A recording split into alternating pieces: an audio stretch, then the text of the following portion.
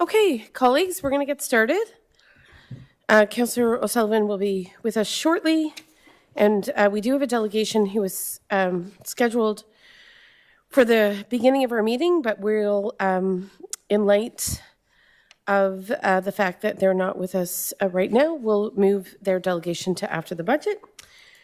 So I'll call the meeting to order and read our land acknowledgement. The municipality of North Grenville acknowledges that the municipality operates on the territory of the Anishinaabe. We recognize all First Nations, Métis, and Inuit peoples who now call North Grenville their home. We respect and support the need for cultivating a strong relationship, and we commit to Indigenous informed decision-making to foster the path towards reconciliation. Of course, we are here in Council Chambers on Tuesday, March 4th, and we're commencing our meeting at 5:50. I'll be looking for a mover and a seconder for an amended agenda. We've included the addition of the Boundary Road name change to be added to the agenda as item K.6.1. And otherwise, our agenda stands as is with the caveat that we will accommodate our delegation after the budget meeting. Is there anything else, Ms. Preston? Okay, so with that, we're going to look for a mover and a seconder. Thank you, Councillor Wilson and Deputy Mayor. And as noted, Councillor O'Sullivan will be joining shortly, and Councillor Strachan is not with us this evening. So with that, if there are no questions on the agenda, then we will look to call the vote. All in favor, please? Yes. We are just at the beginning, but yes, we are going to move on. So we have no closed session this evening. We do have a disclosure of interest, and that's in regards to any declaration of perceived or real financial benefit or loss arising from any item on the agenda this evening. Are there any disclosures of interest? Not seeing any. We'll move on. We'll go to the consent agenda. As we all know, items listed under the consent agenda are considered routine or no longer require further discussion, and as such are enacted in one motion. Colleagues, you'll see that we have a number of minutes on the proposed consent agenda, among other things. Are there any proposed changes to our consent agenda? Not seeing anything? Okay. So I'll look for a mover and seconder in regards to the adoption of our consent agenda. Deputy Mayor? Okay. So we'll go to Councillor Wilson to move. Deputy Mayor will second. And absolutely, you can ask your question. Deputy Mayor. Given last night's council meeting, what's the status of consent agenda? This is through you, Madam Mayor, to the clerk. Yes, Ms. Preston. Through you, Madam Mayor, to Deputy Mayor. The first reading of the procedure bylaw has been completed, and as such, we will begin to enact the aspects of the new procedure bylaw. Council will note changes will slowly be enacted in the new agendas as we move through our readings until we complete the final reading. We're satisfied with the first reading of the procedure bylaw. We can proceed with the consent. Great, and that's a great reminder. Now, I believe that we're expecting the second reading in late March. Has that been scheduled? That's correct, Madam Mayor. We have scheduled it for March 19th. March 19th, perfect. Wonderful. And then the third agenda would come in, or sorry, the third reading would come later in April, and then we'll be fully up to date. Good. Okay, so with that, I believe we are now moving. Oh, I did not call the question. I will, yes, I would, I'd be appreciative to call the question. Thank you. All in favor? Thank you. Council colleagues. And with that, I think we're going directly to Parks, Rec, and Culture. Or are we going to start with the budget? Start with the budget. Okay. So we'll turn it to Ms. Dunlop, our CAO, to introduce. I think, colleagues, you all got these hefty budget binders. Councillor Sullivan, you've arrived just in time.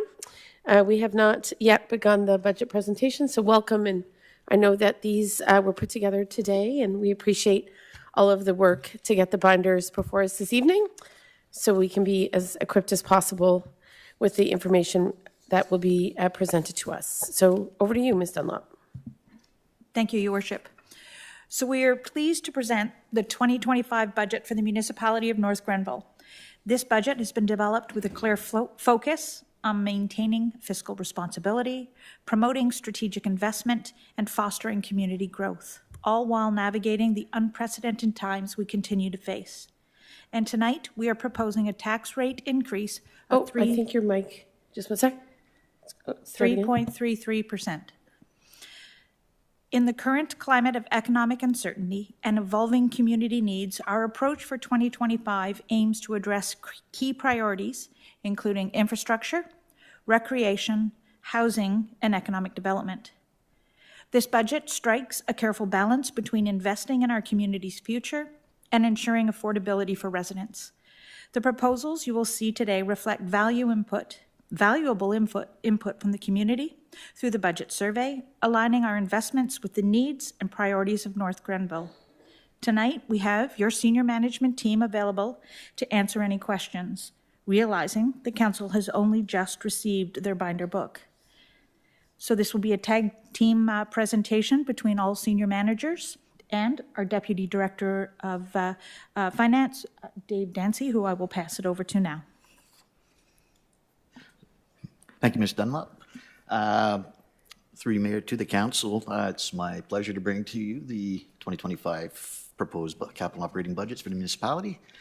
Here's a quick agenda, which we will hit most of these highlights. We will go through the classification. We have a budget summary for you. We'll move into departmental highlights and objectives for 24-25. We'll outline the community investments, talk about the proposed operating budgets, including new positions and new roles that are being asked for, the revenues, the reserves, the debt, and we'll talk about the 2025 municipal tax calculations, move into capital, talk about the funding sources for the said capital, and outline each department's capital budgets as well. Next slide, please. So this is a pretty familiar looking slide with budget classification. There's, within the municipality, there is the municipal budget as well as the water and wastewater budget, which has been approved already. Tonight we're looking at the operating and capital budget for the municipality. The operating budget includes wages and salaries, materials and supplies, the maintenance of the assets and infrastructure, community support, leases, programs and contract services, and as well as the police services. And under the capital budget, of course, are buildings and facilities, roads and bridges, equipment, and fleet. To break down the budget, it's quite simple. What the expenses that were, the total expenses that are being asked, less the non-tax revenues, equals the municipal tax that we need to finance these projects.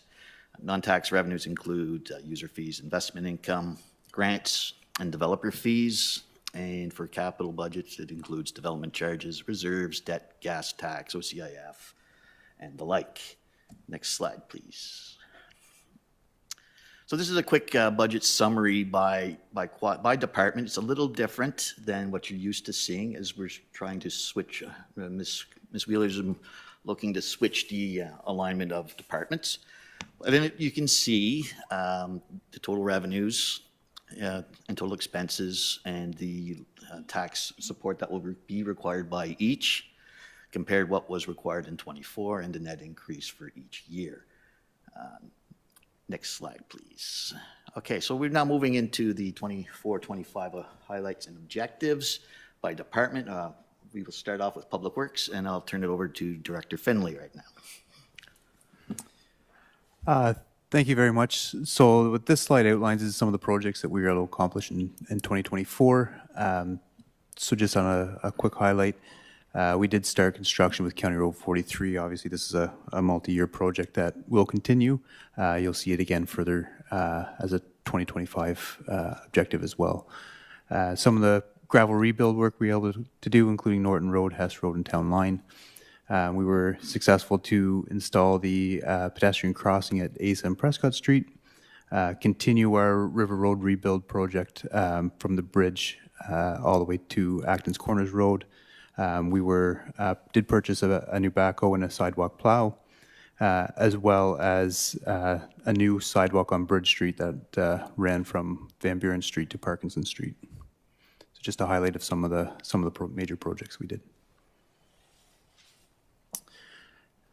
And in terms of some of our 2025 Public Works objectives, again, we'll probably go through them in a bit more detail through the operating and capital process. But we will see County Road 43, the expansion continue. We are looking to complete the rehabilitation of McKinney's Bridge that's located on Limerick Road.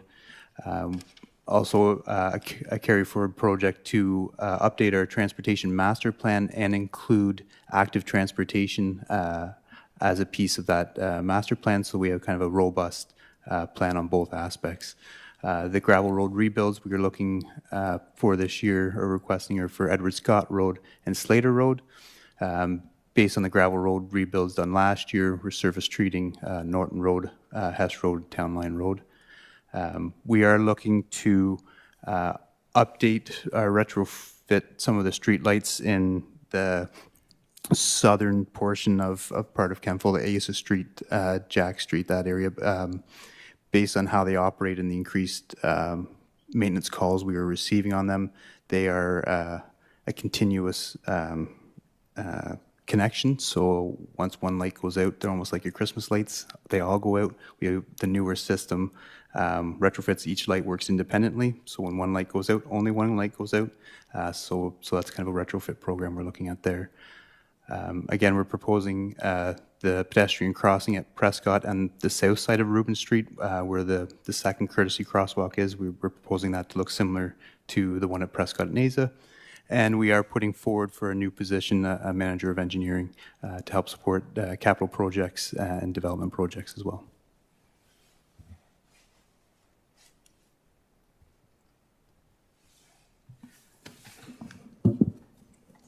Great, so I think we're going to go to Parks and Rec for the overview.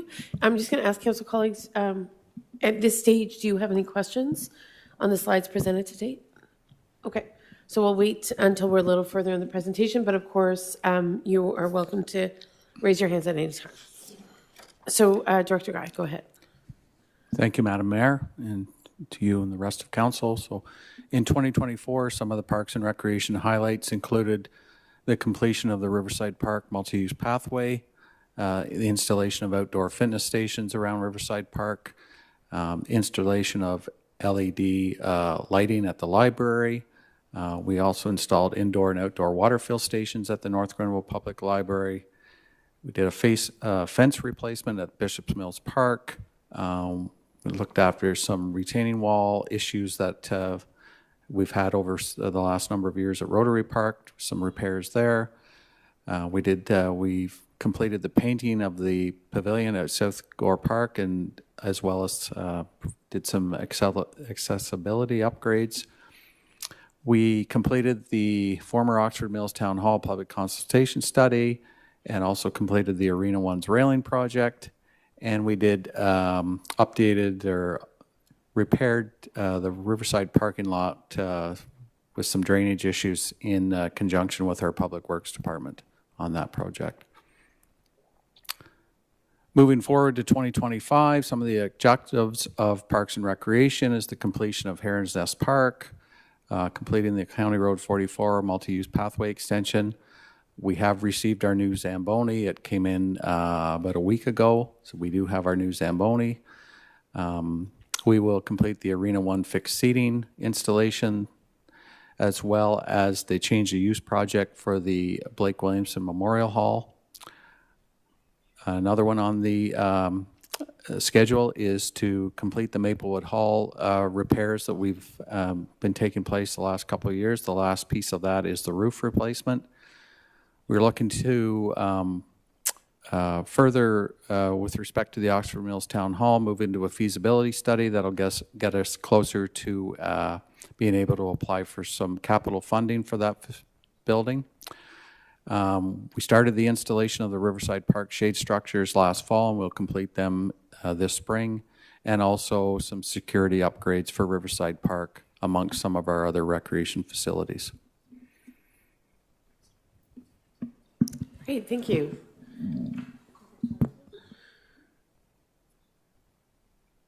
Oh, there you are, Hillary. Thank you. In terms of corporate services, and just as a refresher, so corporate services includes corporate strategy, IT, and NG Transit. So obviously one of our biggest accomplishments in 2024 was launching NG Transit in January of last year. We actioned half of the actions from the downtown Kemptville parking study. We awarded 2 physician incentives and have awarded a third early this year. We finalized the EDI strategy and began actioning some of the recommendations from that. We supported the creation of Minnochigok Mikwake at Ferguson Forest Center. We increased our rating in Communities in Bloom, and we're looking forward to taking part in 2025 as well. And we completed the council chamber upgrades, which allow for council to have hybrid meetings. In terms of 2025 objectives, we are looking forward to expanding NG Transit contingent on receiving some funding, capitalizing on new provincial primary care programming that we hope to see rolled out in the coming months, creating a localized community safety and well-being plan, which is derived from the county's plan that was created a couple of years ago, conducting a review and refresh of the community strategic plan in the fall, creating a climate action plan, completing the downtown Kemptville parking study recommendations, and further actioning the EDI strategy. Great, thank you. Chief Ursak.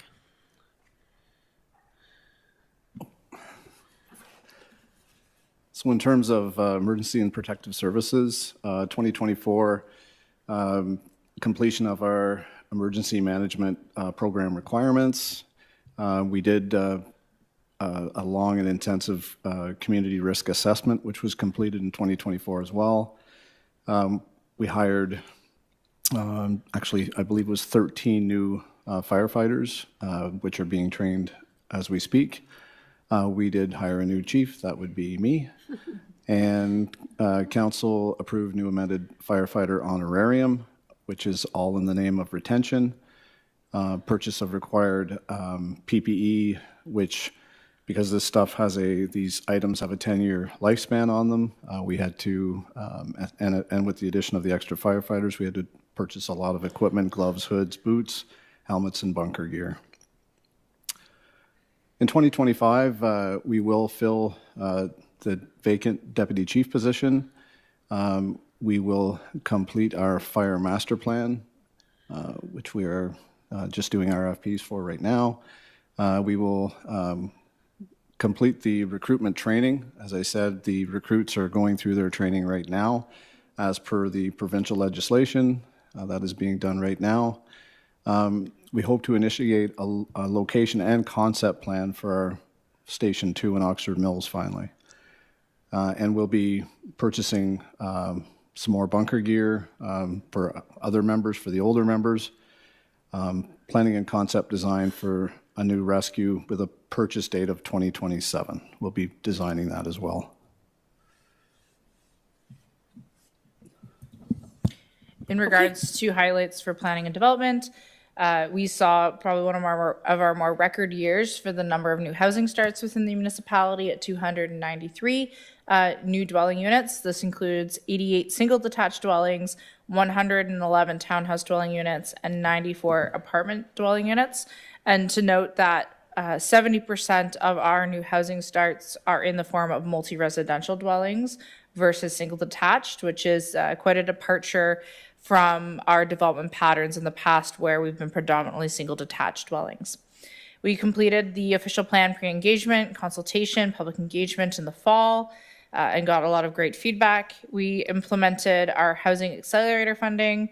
We established our AMPS bylaws and updated various municipal bylaws for an implementation date of January 2nd of this year.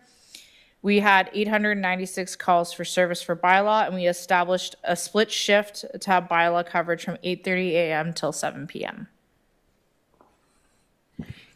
What we're looking forward to in 2025 is the employment of our development software, which we're looking to launch early spring.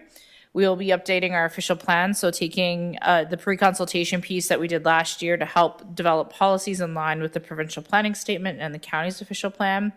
The implementation of our AMPS system, which again, as I mentioned, went into effect as of January 2nd.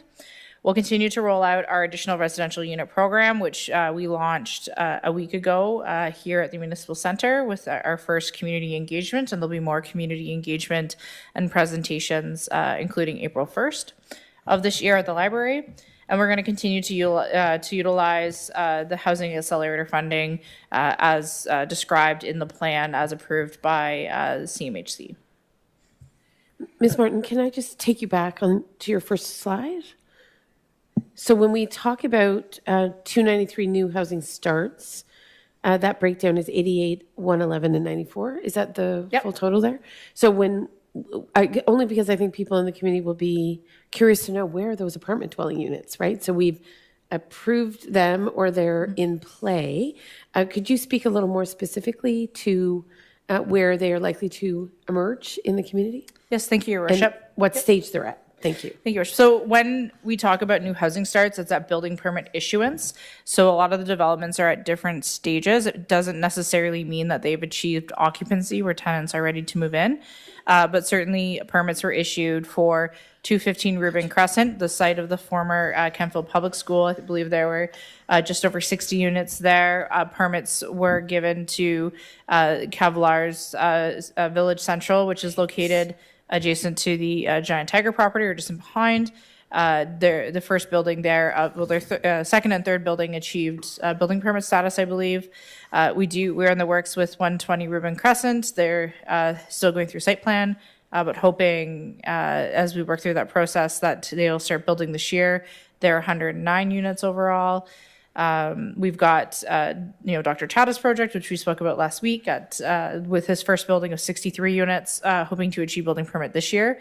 So we have lots of purpose-built rentals that are on the plate. I think the other item is, and we've had discussions as well as Bell Hall, and there's funds included within the budget should we get that CMHC approval.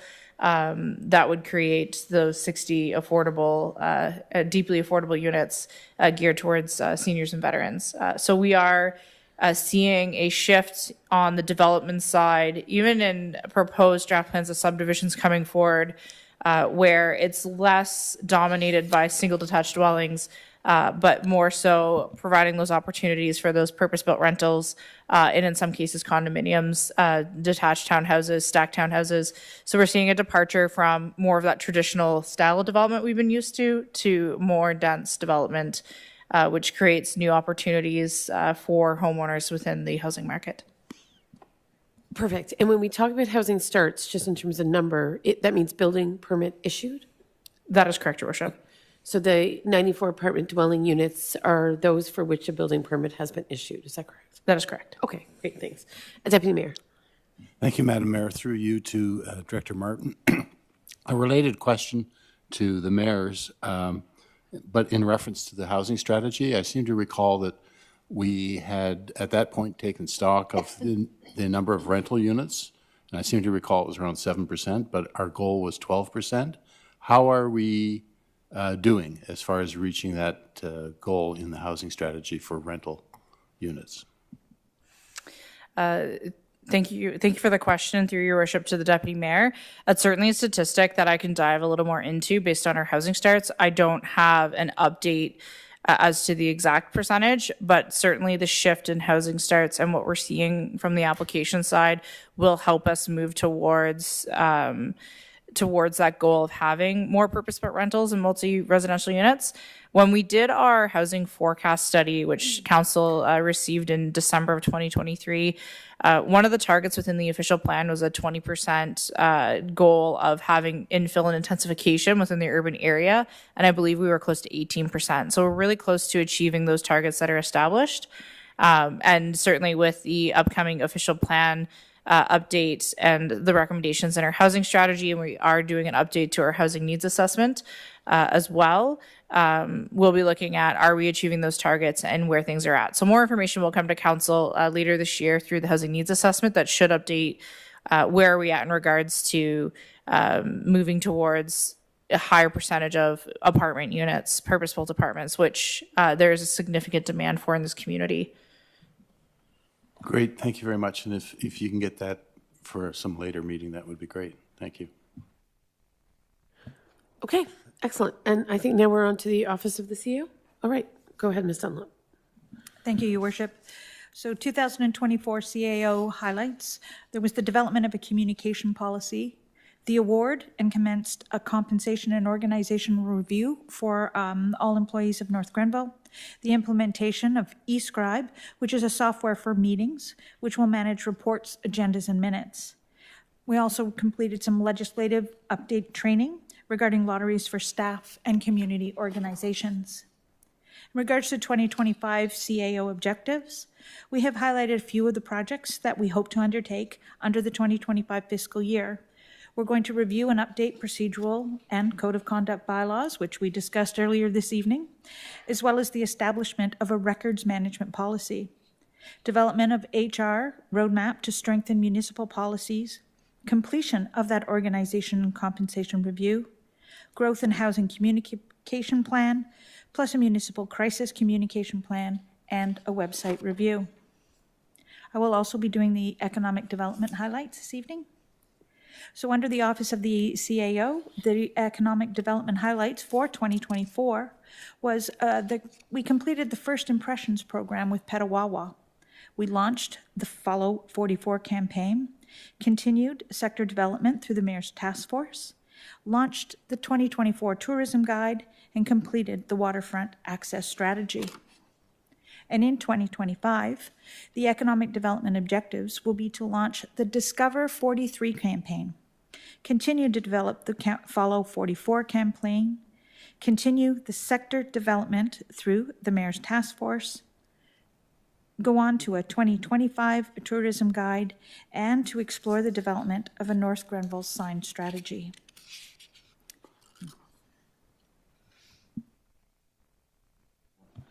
Welcome. I was just scanning the room. There you are. Welcome. Go ahead. Thank you, Madam Mayor. And members of council, it's an honor to be here this evening. I would like to also thank senior management team for very kindly allowing me to participate in with the department presentations. So a few highlights from the library for 2024. We did make the seasonal Sunday hours permanent for the year. We also had another record-breaking year for new memberships. We continue to hold the statistic that every 2 hours we are open, we are welcoming another new library member. We also, in 2024, beat our total library visits numbers. We have surpassed our pre-pandemic numbers, which is also remarkable because we are, in fact, open less hours than we were in 2019. Our many public libraries over the pandemic saw a decline in circulation and have, at varying rates, been recovering from that. In 2024 was our first year in which we exceeded pre-pandemic circulation numbers. Another thing to note is that our community continues to favor print and physical collection items. Over 70% of our total borrowing was within the physical collection. So I believe I said last year that this is a community of readers. That remains very true. And not only are they readers, but they like a book, not an ebook. Can I just ask, do you do a demographic breakdown of your membership? So does our library members older, younger? Because as you talk about the affinity for the physical copy of the book, I think, well, perhaps younger generations, right, may not have that same familiarity or comfort with the physical book given the digital age we're in. So I'm just curious about that demographic breakdown. Absolutely. Thank you, Your Worship. So we do not collect specific demographics on patrons. The only way that we can kind of tell is through the library card. So we have a juvenile level library card and an adult level library card. So we do get a sense for that. We also have library cards for non-residents who are using our library coming in from out of town. We have reciprocal agreements with our libraries, and some people who live outside of North Grenville also pay for memberships with the library. Other than that, we do not make it our habit of collecting demographic data. Okay, thank you. Carry on. Thank you. Continuing on with another statistic for us, our program attendance continues to remain strong. So we are averaging for every program we run at the library, 18 people will be attending. We're very proud of that number. Can I just ask one other question of clarification? You said the Sunday hours pilot program is now a permanent feature of the library, but I understand it's a seasonal Sunday program. Is that right? That is correct, Your Worship. While we were piloting, we found that visitations to the library on Sundays slowed down during March and into kind of this more of the summer months. So we're currently have them as permanent from September to the beginning of September to the end of May. And in future years, if that changes and the demand occurs over the summer months, we'll revisit it at that time. So September through May, which is effectively the school year, if you will, you're able to go into the library for, is it 2 hours on Sunday? Or It 4 is hours? 4 hours. That's what Your Worship, 12 to 4 p.m. Perfect. Thank you. So looking forward to 2025 for the library. Our goals and funding requests align with the municipality goals that Ms. Dunlop outlined at the beginning of this presentation. One of our main areas we are requesting funding is to increase our open hours. With our growing population and with increasing economic pressures, we are conscious of the fact that our free and readily available public library will continue to be a valuable asset for our community. One of the other areas in which we are looking for expansion is we are conscious right now we have an absolutely gorgeous library in downtown Kemptville. However, we are unfortunately starting to get a little bit on top of each other, bursting at the seams. So one of the other areas in which we are requesting funding is to conduct a facility feasibility study where we will look at what are our future growth opportunities, where we need to be growing, and what best will suit the community. Can I ask, because I know what a major and long-term effort was made to build what is an extremely modern facility, of which this community is so proud, and they should be because they worked so diligently over so many years, I think across multiple councils, for what is now a wonderful public library facility. Are you contemplating expansion on the same property with the same building? At this point in time, Your Worship, we are open to whatever option would be most suitable to the community. We love our downtown branch. It is beautiful. Everyone who comes in, I feel like comments on how great the space is. There are opportunities to expand on site. There are opportunities, but there may be opportunities to expand on site. There may be opportunities to look at alternate locations. We are really hoping to be able to get an expert in that field who can help us figure out what's best for the community. Excellent, thank you. So one other item for us for 2025, I've already discussed the two that are on the screen. The other item that we are working on for this year is a new strategic plan. And I believe we are moving on to community investments, which I believe is Ms. Dunlop. Thank you. Ms. Dunlop, and I should ask, is there any other question for Ms. O'Farrell in regards to the library? I believe, Councillor Wilson, you sit on the library board? Yes, okay, excellent, thank you. Okay, so then we'll carry on, Ms. Dunlop, is that right? Yes, thank you, Your Worship. So the community investments that have been included in this presentation that is before you value $837,284. There have been a few commitments that are longstanding, the community grants, as well as some items that are included in operational items within the department. There are a few items for discussion. There is a value of $55,000 that is currently uncommitted, which has been discussed and for various supports within the community. So it remains an item that we will need some direction on as we go through the budgetary process. So within that $837,000 value, there is $55,000 that is uncommitted. 4 items such as the Kemptville Youth Center, House of Lazarus are items that we've discussed, but no direction specifically given. So I'm not going to go through the investment lists unless, of course, at the will of council, they would like me to list the community investments for 2025. Deputy Mayor? Through you to the CAO, could you explain, I'm a little unclear about what an uncommitted investment is. Is this money that usually is in the budget, but we haven't allocated yet, or is this additional funds? Through you, Your Worship, these are funds that have been identified within the community investment, so yes, normally within the budget. They're items that include a dollar value of agreements that have expired to date, and so that value was placed in as a placeholder looking to council's direction. And perhaps to further elaborate, as I understand it, we have made long-term commitments to organizations such as Victim Services, Salvation Army Food Bank. They're time limited, but they're multi-year commitments. I think what Ms. Dunlop is bringing to our attention is that in the case of the Kemptville Youth Center, our multi-year commitment is up. So we have the opportunity to revisit that commitment, as well as we, as you may recall, received a delegation from the House of Lazarus for the commencement of some multi-year funding to support their new facility, given that they had obviously a fire which destroyed their existing facility. So these are new requests. I understand, Ms. Dunlop, and you can correct me if I'm wrong, the things that are under 2025 community investments listing amounts have already effectively been pre-approved through multi-year commitments in previous budgets.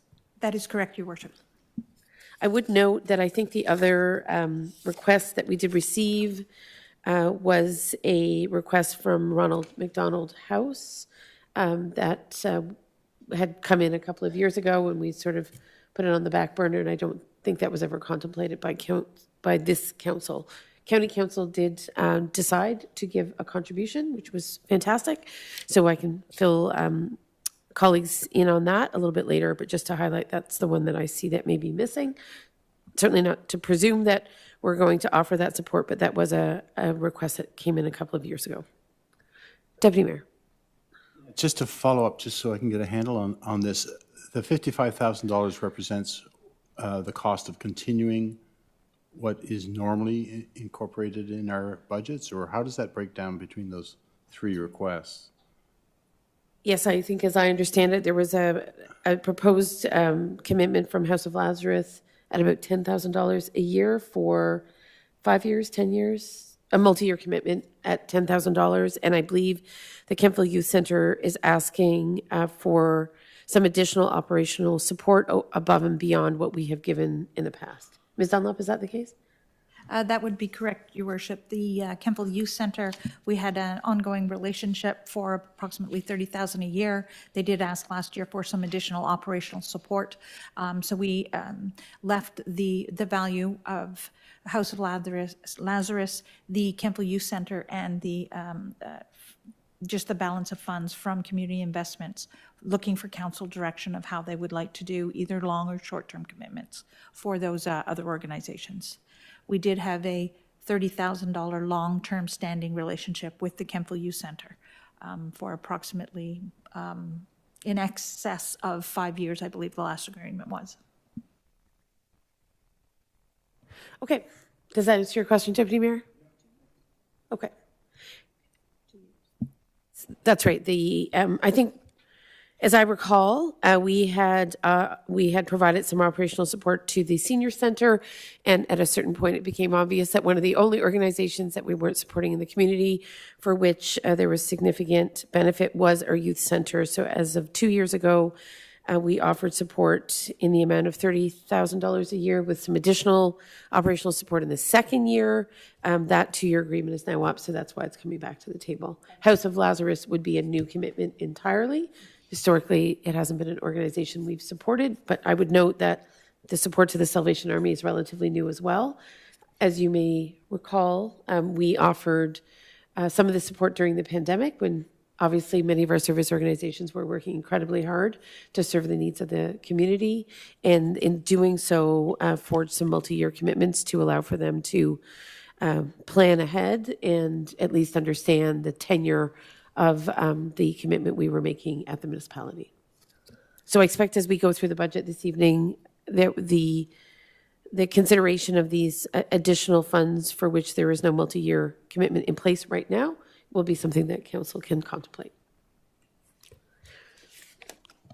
Okay, great. where do we go next, Ms. Dunlop? Thank you, Your Worship. I will now put it back to Deputy Director Dave Dancy in regards to going over the summary of operating and then to the individual departments. Thank you, Ms. Dunlop. The next slide is a summary of the 2025 proposed operating budget. As usual, the biggest expense is the salaries and benefits, which includes a COLA adjustment assumption, as well as some new positions. I won't list them all down. That is what there is. If there's any questions on what is included in such items, please let me know. I'll be happy to answer them. And with that, maybe it would be helpful for us to understand what the proposed COLA would be for this year. The proposed COLA, sorry, is 2.39%, which is the average from Statistics Canada. Great, thank you. Okay, the revenue coming in is from various sources. The line is the levy inc. Total levy will be $20,041,416, as well as just over $500,000 in adjustments, which is mostly supplements and omits, subs and omits, as well as various others. User fees, grants that are projected or already signed, development costs, and other various revenue, including bank interest. For the total budget amount is $29,156,478. We've presented a balanced budget. And can you speak to, or maybe it's in the slide presentation, so I apologize. I know obviously as a growing community, the amount of property owners increases clearly, and so would the amount of property tax we're collecting just by virtue of the number of households and commercial properties. Can we speak to a year-over-year difference in terms of the taxation levy? I don't have that dollar amount right now. I'll be happy to present it, to get it for council as soon as possible. But this budget, as Ms. Dunlop mentioned earlier, represents a 3.33% tax rate increase. Tax rate increase, in addition to the increases we would see just from an expansion of our property tax base. Correct. Right, okay. So that would, I'm sure, be information that would be helpful for the next presentation, unless Ms. Dunlop, you have it now. No, Your Worship, I don't, but I do note that Deputy Director Dancy will, on page 31, will be going over assessment increases between 24, 25, and the increase, but not the specific tax increase. But we will absolutely get that growth component of tax increase next presentation. Great, thank you. Deputy Mayor, I think I saw your hand. Go ahead. Thank you, Madam Mayor. Through you to Deputy Director Dancy. The line item taxation levy, so that's total of commercial and residential taxes? Is this property tax? Yes. Yeah. And explain to me what the adjustments are. As I said, it's like the supplemental tax increases or supplemental tax changes, payments in lieu, those kinds of revenues. So 20 million, so 1% of that would be $200,000. Okay. So just for information, there's a live resolution from Arts, Culture and Heritage requesting up to 1% of tax revenue for public art. So that's a live one that hasn't come to council yet. It's in the minutes of January 30th. I thought I'd highlight that. Thank you. Thank you. If there's no other questions on the slide, we can move ahead. As I mentioned, within our operating budget, there is some proposed new roles. We have 2 positions that are changing roles. As Director Finley mentioned, we are looking for a manager of engineering, which was converted from contract to a regular full-time. Please do. Sorry, Your Worship, but there is an error on this slide, so I'd just like to highlight that the changing roles of the Economic Development Coordinator, which is a conversion from contract to full-time, and the Drainage Technologist, which is conversion from contract to full-time. The Manager of Engineering is actually a new role, along with the Human Resources Administrative Support and the PRC Community Support. So our error, we will make sure that this slide is corrected. I missed it in the review. Duly noted. Thank you. That's why we have more than one meeting when it comes to budget. Lots of details. Appreciate the course correct while we're in it. Thank you. Okay. So with that, Mr. Nancy. Okay, thank you, Ms. Dunlop. Next slide, please. So here we see the breakdown of our expected operating revenues. Again, the biggest chunk is from taxation. That's just over 70%, followed by user fees, grants, etc. That hasn't changed. It's mostly, you can see there are several sources of revenue for the municipality. However, unfortunately, the largest chunk is taxation. Here we just have a quick overview of the municipal reserves. I'd like to note that these are the balances from the audited 2023 statements. The 2024 final balances aren't available yet, as we haven't done the financings nor the audit for 2024. So as you can see, at the end of 23, the municipality had about $21,273,000 in reserves. The 2024 numbers will be available once the audit is complete. If I might, one of the things I don't see on here, which I think is germane to our reserve review, is the development charges. Yes, that is I can get you those balances, but those are, we consider those as part of deferred revenue. I can get you a deferred revenue chart for the next presentation if you'd like. I understand in the past, certainly development charges and the various reserves that benefit from development charges are part of the municipal picture. So I just want to make sure that they're appropriately captured. Yeah, we do have them. They are being tracked on the advice of our auditor. We moved them from reserve classification into as deferred revenue, which is money that's been collected, but not yet used for the purpose of which it was intended. This is an accounting term. I can make a separate chart showing deferred revenue for council should they wish to see one. I think that would be very helpful as part of the overall reserve picture, because obviously development charges are a crucial mechanism within a municipality such as ours. And I think it is important that as council and members of the public, we at least understand what is reserved or deferred, if you will, for those growth-related investments. So I would appreciate seeing that in the next presentation. Certainly, Madam Mayor, get that to you. Yes, Deputy Mayor?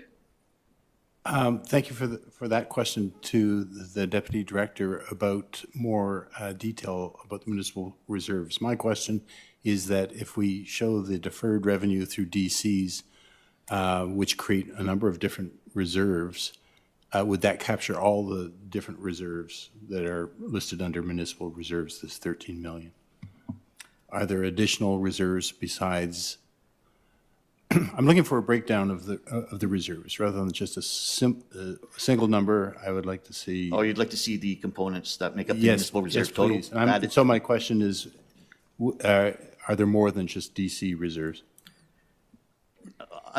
Sorry, through you, Madam Mayor, to the Deputy Mayor, there is more than DCs within deferred revenue. Yes, if that is the question.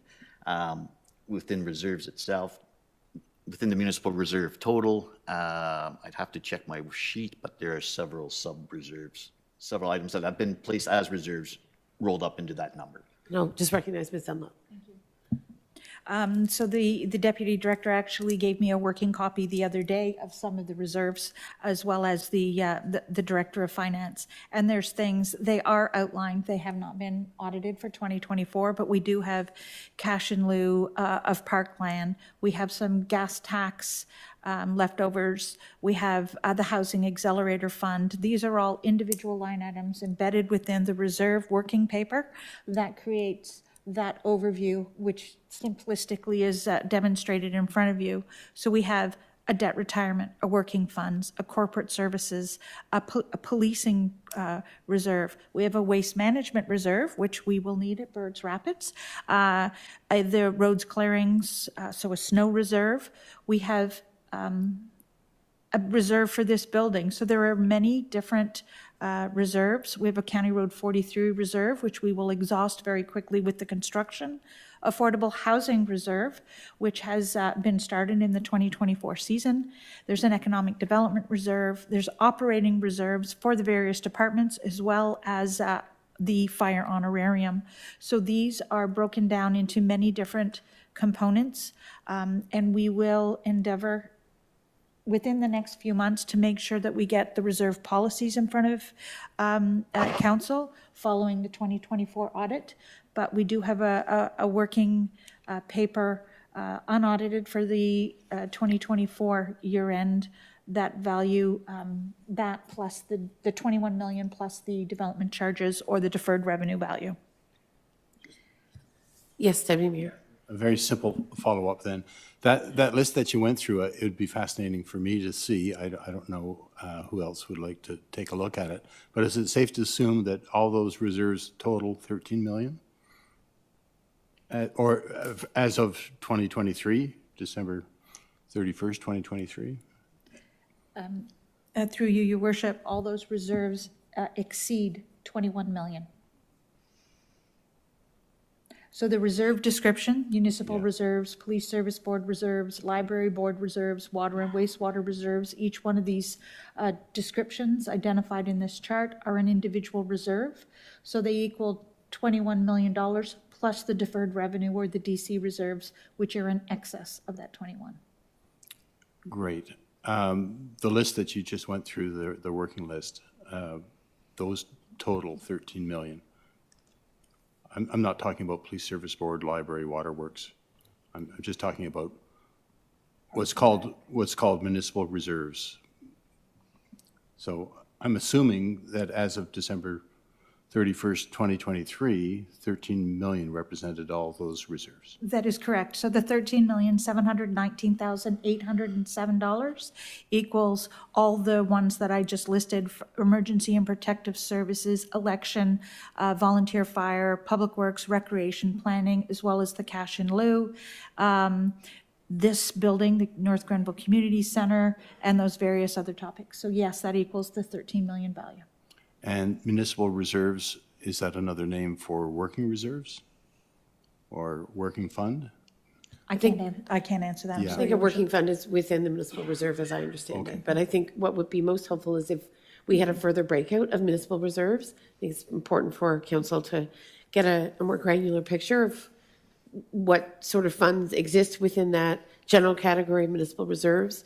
And again, I'll repeat, by taking out what I think is millions of dollars of what we would have put into or recognized within development charges as now deferred revenue, we have an incomplete picture as well. So as some of you might know, I wrote an article for the North Grenville Times. I spoke at great length about the value of development charges in our community. I understand that we've gotten a recommendation from the auditor to recategorize the millions that we collect in development charges into deferred revenue, but it is part of our reserve picture, even if the auditor, has different terminology for it. So I do think that's another component of how the municipality is, equipping itself for future investments, and it absolutely needs to be here. So thank you. Yes, Ms. Dunlop. Thank you, Your Worship. And as we develop a budget, we do use the development charges and the development charge reserves in order to fund some of those infrastructure growth products on an annual basis based on the legislative requirement permitted per product, be it a 25% to 10% or 100% commitment to that specific growth component. Indeed. So I think we look forward to a fuller picture for the next budget presentation. Deputy Mayor, anything else? Okay, great. Thank you. Okay, so moving on, we have now a picture of our municipal debt as it stands for 2025. We'll be making principal payments of just over $715,000, interest payments of $487,000 for total payments of $1.2 million for the fiscal year. That will bring our principal amount down in total to $8,383,250. If there's no questions on debt, we can move on to the. I'm just Sorry. going to, Yeah, wait a sec. Not so fast. Not so fast. I was fully expecting them. That's why It's all I good. gave It's the all good. opportunity.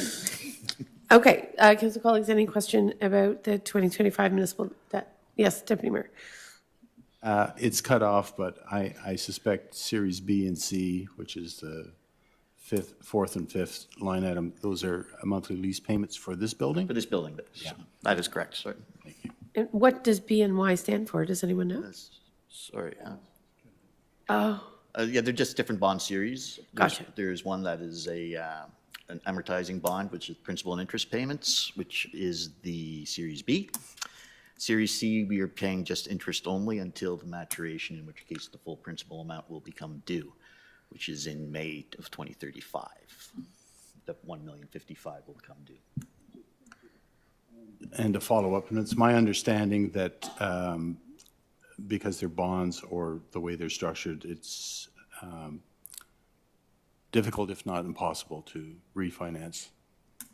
I would assume it would be. We would still have to, we would have to refinance $3 million. The rates, I'm not exactly sure, it's probably around 5-ish, 4 or 5%. 6, as I recall. Okay. Sorry. Yeah, it could be investigated, but it would be very difficult. Yeah. Okay. Thank you. and might I ask, I think I know the answer to this question, of course, for Kemptville campus, the annual payment on the mortgage that was taken out to acquire the 626 acres of former Kemptville College lands is actually paid by the campus itself. But we, I guess, make the payment and recover the mortgage payments directly from the campus. That would be correct, Madam Mayor. Right, so we make the payments, but we are reimbursed for the payments. And currently, the campus has assumed that responsibility, as they have for some time. Correct. Right, okay. Any other questions, colleagues? I'm not seeing any. Okay, so we'll move on. Okay, here we have just again a quick refresher course on how the municipal taxation is calculated. The property taxes would equal the assessed value from MPAC, which hasn't changed again this year, times the municipal rate, which this year we're asking for an increase of 3.3%. For the school boards, there's been no increase for this year unofficially. We are just waiting for confirmation that there will be no change. And the counties have passed a 5.11% increase in the county tax rates on municipal properties, which goes us to on to just an example here. In 2025, the residential tax assessment came in at just over 2.6 million versus last year just over 2.5 million. There was a $69 million increase in the tax assessment dollars and a 2.69% in the assessment base. So assuming a house, the average house of $300,000 with our municipal tax rate increase proposed at 3.3%, that would equate to a $65 increase on the municipal tax portion for that resident, which is $5.44 a month. And that's on a property valuation of? 300,000. 300,000, which, to be fair, and I guess maybe we can speak to how valuations take place. We're still using MPAC data effectively from 2016. From 2016 still. Right. The rates, yes, the assessment rate hasn't changed since then. Yes. When it does, this whole slate will change from last.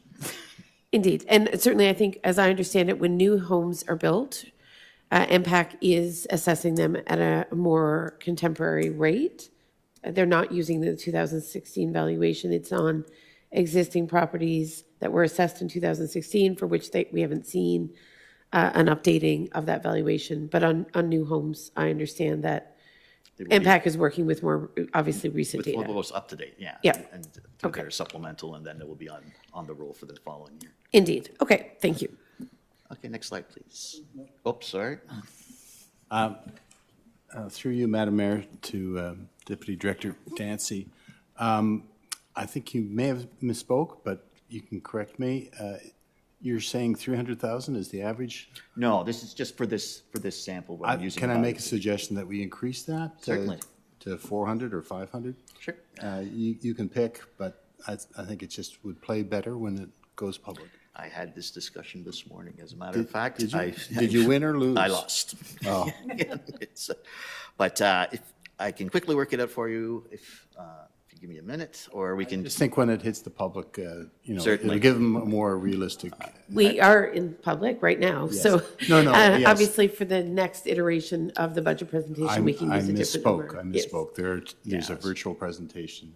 Indeed. and a You're pub- speaking of the and one in for person, tomorrow. Yes. Yeah. Okay, understood. And I would note that we had this conversation at the counties too, and they use an average assessment that's closer to 200,000. So you can imagine that most people would not accept that their house is valued at 200. That being said, the reality check here is that MPAC is using 2016 data for the overwhelming majority of homes in North Granville and across the counties.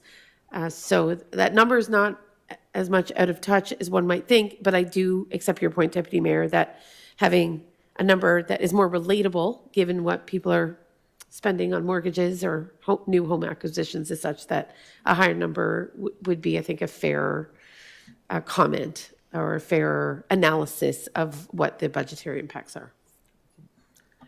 Understood. Is there a value that council would like to see or a range or I think 500? 500. Yeah, I'd concur with You that. can't yeah. get much under 5 in North Granville right now, so. Excellent. Madam Mayor, I'll get that for you for the next Perfect, presentation. thank you. All right, so moving along we will now break down the operating budgets by department, and we will start with Ms. Dunlop in the Office of the CAO. Fire away. Thank you very much. So the Office of the CAO has a total expenses of $6,299,423. They do include comms, clerks, and the Economic Development Department. So they are all included in this specific subcategory. Revenue is again a taxation and limited user fees and some grants that I don't know if you wish specific questions on the individual operating as you go, but that is the quick summary. I would only ask about insurance. I think we're in a multi-year contract with insurance currently, is that right? So these rates are relatively locked in for a period of time. Can you refresh my memory? Through you, Madam Mayor, these rates are locked in for 2025. However, we will see an assessment done by our insurer, Intact, this year on some of the municipal buildings and facilities, which will result in an incremental increase over the next 3 years. And so council will see that incremental increase in insurance coverages over the next 3 years as Intact rolls out that reassessment to ensure that our coverages reflect the current reconstruction values of facilities as these are done on a rotational basis. Okay, thank you. And I would note, colleagues, you might remember that under the total revenue line, the contracted professional services are better articulated in terms of some of what those represent. It's a high value number when you look at it, contracted professional services, but there is a fairly fulsome explanation of at least what those what that number covers. Any questions in terms of the CEO? Yes, Deputy Mayor. Real quick one. What's included in administration on the budget summary? I'm looking for 3 asterisks. Through you, Madam Mayor, to the Deputy Mayor. If you recall, way back at the beginning, there was a budget summary sheet that didn't quite align with this breakdown. So if you were trying to reconcile the two, you would put this slide under the administration line. You'll see that line. You'll see some sort of note on several of these slides coming up, and they will all mean the same thing. And could you remind me, so of course we have the contracted professional services, so that's clear, but I don't remember what the contracted property services represent. Property services. I can answer that one. It's typically within the departments over the years, it's been things like vehicle leases, hydro, natural gas, specific software and hardware that can be for the department. If the cemetery is under this, there is a specific hardware software that is under contracted property services and any departmental specific repair and maintenance. Gotcha, thank you. Okay. Shall we move on, colleagues? Okay. Oh, I think we need your mic. Sorry, through you, Madam Mayor, the Finance Department is presenting a budget with $1.9 million in expenses, offset by the majority in tax revenue, other revenue, which is mainly bank interest, and some user fees. The salary, that's pretty much straightforward things. Again, the contracted property services would cover those items that Ms. Dunlop specified already. Professional services would include our audit and various financial consulting that would be undertaken during the year. And if that could just be added for the next presentation as per the other As the other slides, certainly. departmental slides, I think that would be helpful. Thank you.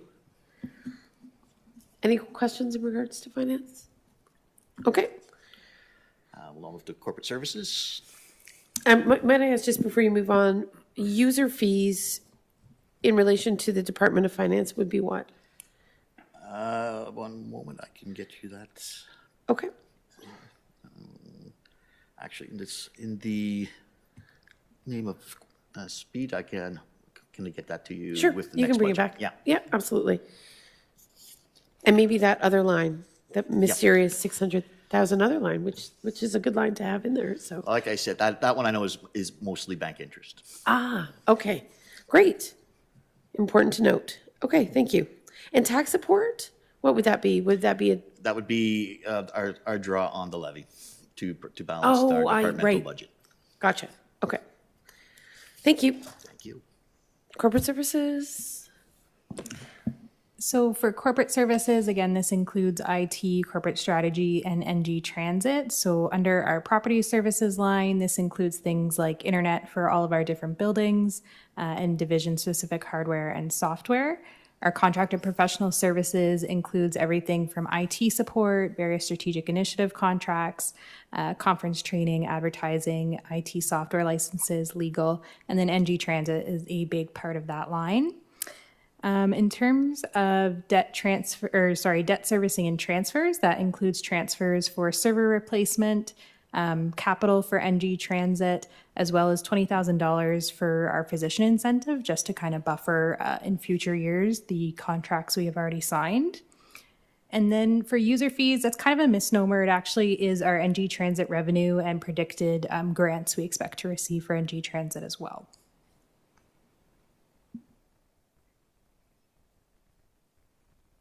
And then the offsets for NG Transit would be captured in user fees as well, in terms of the gas tax money we receive from the province? Correct. So that includes our provincial gas tax, our expected fare revenue, as well as our projected, hopefully, OTIF funding that we applied for. And the OTIF funding, if I'm correct, is provincial or federal? Can you remind me? That's provincial. Provincial. We've also applied for federal funds, but that is purely capital. That's right. Okay, thank you. Thank you, Councillor Wilson. Thank you. Through you, Madam Mayor, to corporate services. It says down here on the bottom, other costs, downtown CIP, Kempville CIP, physician incentive, and then there's fiscal expenses, which include the Conservation Authority and the Police Services Board transfers. Where are those costs included in?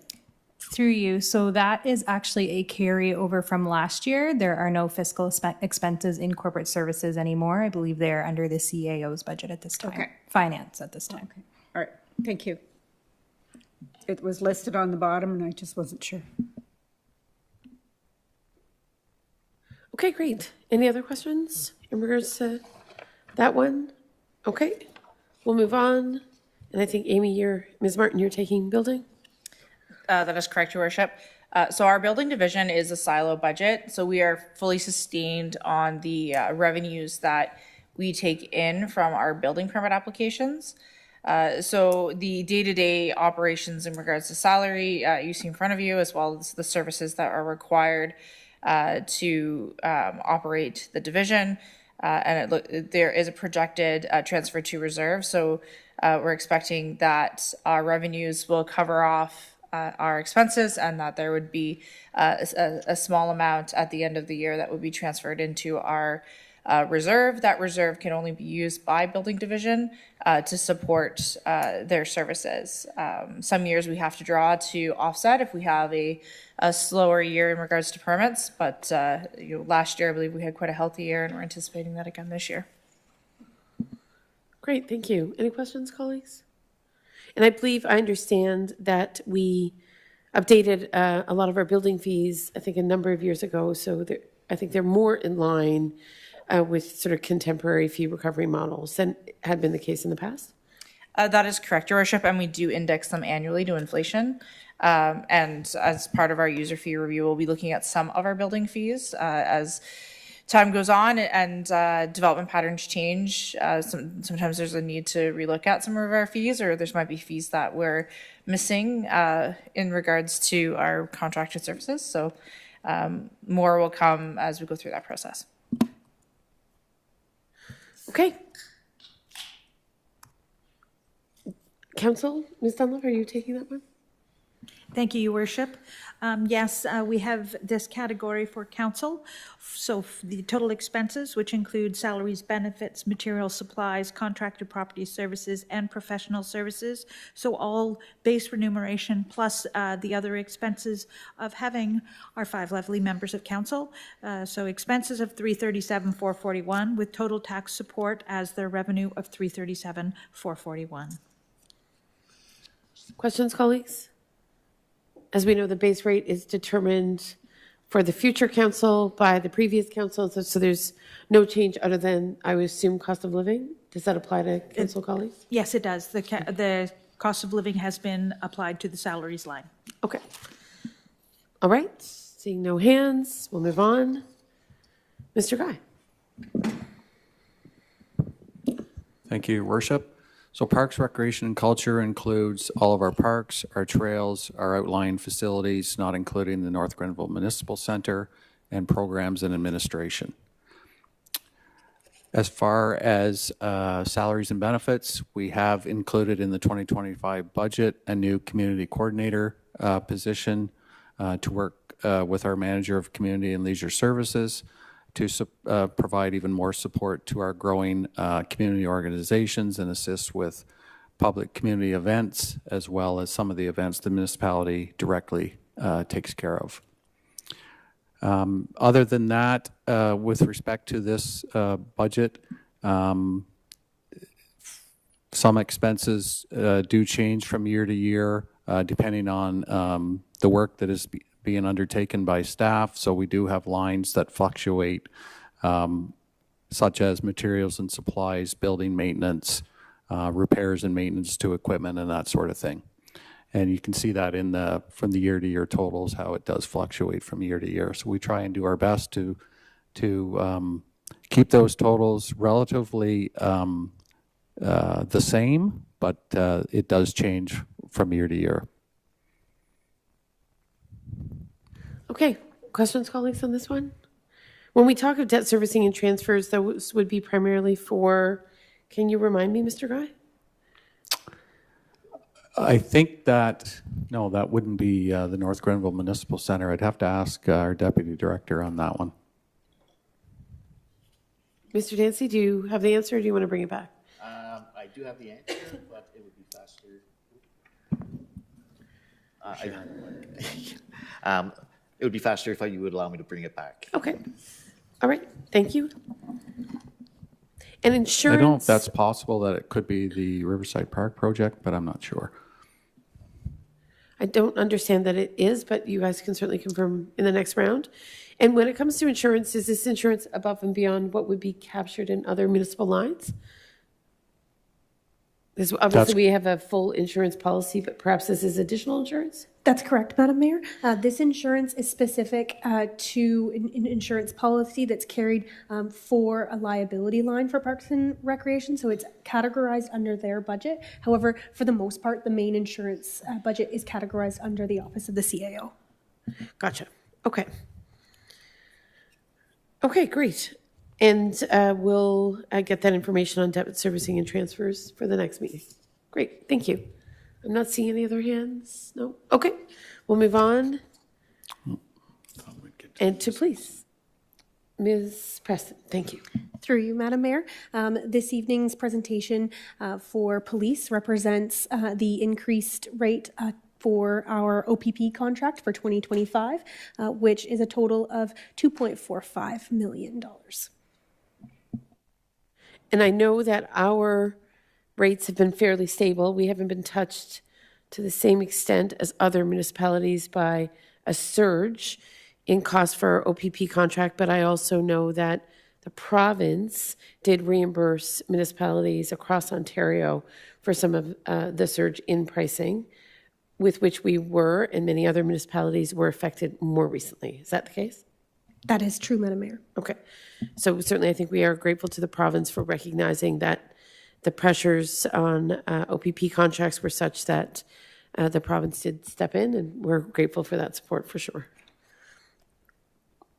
All right, I think we are moving on to Emergency and Protective Services. Chief Ursulak.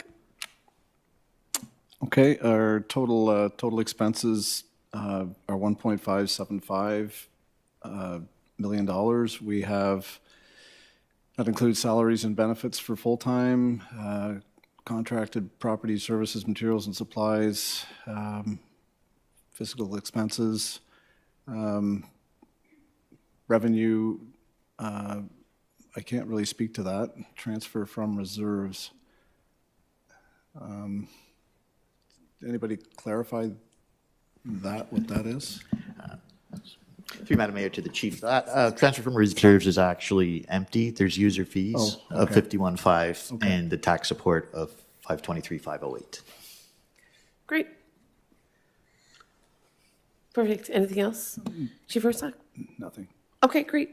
Thank you. It's fairly self-evident, I think. So we'll move on, unless Councillor Wilson, did you have a question? Oh, I'm sorry. Deputy Mayor? Yeah, I have a question. Salaries and benefits, compared to last year we didn't have that increase in the volunteer honorariums. What's the difference? Do you know? Or should I direct that to Director Dancy? Or Deputy Director Dancy, sorry. Yeah. I think Ms. Dunlop is going to step in. Go ahead, Ms. Dunlop. Thank you, Your Worship. I just happened to be following the 2024 presentation as we're doing the 2025 presentation. So in the salaries and benefits for the 2024 budget, we had $980,326. So the difference is about $80,000, a little over $80,000. And I think you're highlighting, Deputy Mayor, that alongside the outgoing chief who's no longer with us and council, we felt strongly that we needed to better compensate volunteer fire personnel for their time when they were responding to a call. So I think, Chief Ursulak, if I'm not mistaken, that that decision to better compensate our volunteers has resulted, I think, in a higher number of volunteers responding to calls, or an expansion of the number of volunteers who are available, who have been recruited and trained. Is that the case? Yes, that's correct. It's kind of everything. So you're right, there's the 3-hour minimum on that. There's more dollar value per hour. There's also the fact that there's more volunteers as well now responding, which is what we needed. So it is working towards that retention component and remuneration to properly remunerate them for their services. So you would see remuneration as a key variable when it comes to stabilizing our fire Absolutely. personnel. Good. Especially in today's world. Yes. Absolutely. Great. Councillor Wilson. Thank you, through you, Mayor Peckford, to, I don't know who, but if we're reading the slide, that bottom total revenue doesn't seem to be right, the numbers. Yes, maybe Ms. Dunlop, you can speak to, I think, a variation in the numbers. I think there might be an extra number there Is that there we a don't need. typo? Yes, we're missing a 1 Okay, and yeah, there's somewhere, and we're missing $1 million in the revenue. under the tax support. Okay. I believe we will clarify, but that would be my, Yeah, but based even on on the it. total revenue bottom is Yeah, there's the next, Yes, $51,500 plus $1,523,508 equals $1,575,508 plus an 8. So we'll get rid of that 8 and add the 1. No, that's fine. My apologies, that is correct. We're missing $1 million. Yep, go ahead, Councillor Wilson, your mic seems to be somebody off. turned me off. Okay, conservation authorities, not included in this budget amount. What does that stipulate? What does that mean? Through you, Madam Mayor, to Councillor Wilson, it's just simply last year's budget included the conservation authorities budgets, which have been moved under the CAO's office under this new realignment. So before it was under emergency protection? Correct. That would be the protective part of the protective Right. services. Okay, thank you. Okay, fantastic. Appreciate this. Of course, this is a working meeting of council, and it's the first opportunity for staff to present the budget. So we appreciate that it's not going to be perfect, and there's lots of room to make those adjustments and come back with a fuller and more complete picture. So next, I have Public Works on the list, and I believe, Mr. Finley, you're going to run us through that very quickly for the operating budget. Thank you, Madam Mayor. So as you can see, for operating budget for expenses, we are looking at just under $7.7 million. Some of that does include, as we mentioned, a new position being requested through a manager of engineering. We are looking at, as part of the BIA requests, an additional $7,000 to the Christmas lighting that goes downtown. It'll be for we're looking at the trees in Rotary Park. A couple items that from the solid waste management side that we are cognizant of is our collections contract is going to expire at the end of 2025. So we'll have to see what's going to happen in 2026. And then our landfill monitoring contract, actually, it has to be renewed in 2025. That's to monitor for existing landfills. So we'll have to see what those contracts, that was a 7-year contract. So we'll see what changes this year when that is out for tender right now, when that comes back. Happy to answer any other questions. As mentioned on the bottom, contracted property services, repair and maintenance, vehicle leases, hydro for some of our stations, and professional services, waste management, stormwater, culverts, winter control, items like that. Okay, thanks. Any questions, colleagues? Not seeing any. Certainly, Mr. Finley, the expansion of our sewage treatment plant would have come, I assume, as would have been the case in past years, right? An increase to our contracted professional services, because I understand we have some outsourced management for the overall contract.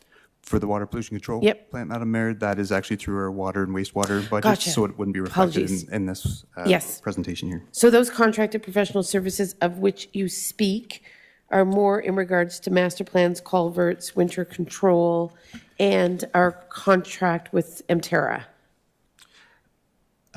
Thank you for the question, Madam Mayor. Our contract with Emterra is one of them. Again, we do have landfill monitoring, which is currently through Aegis being renewed.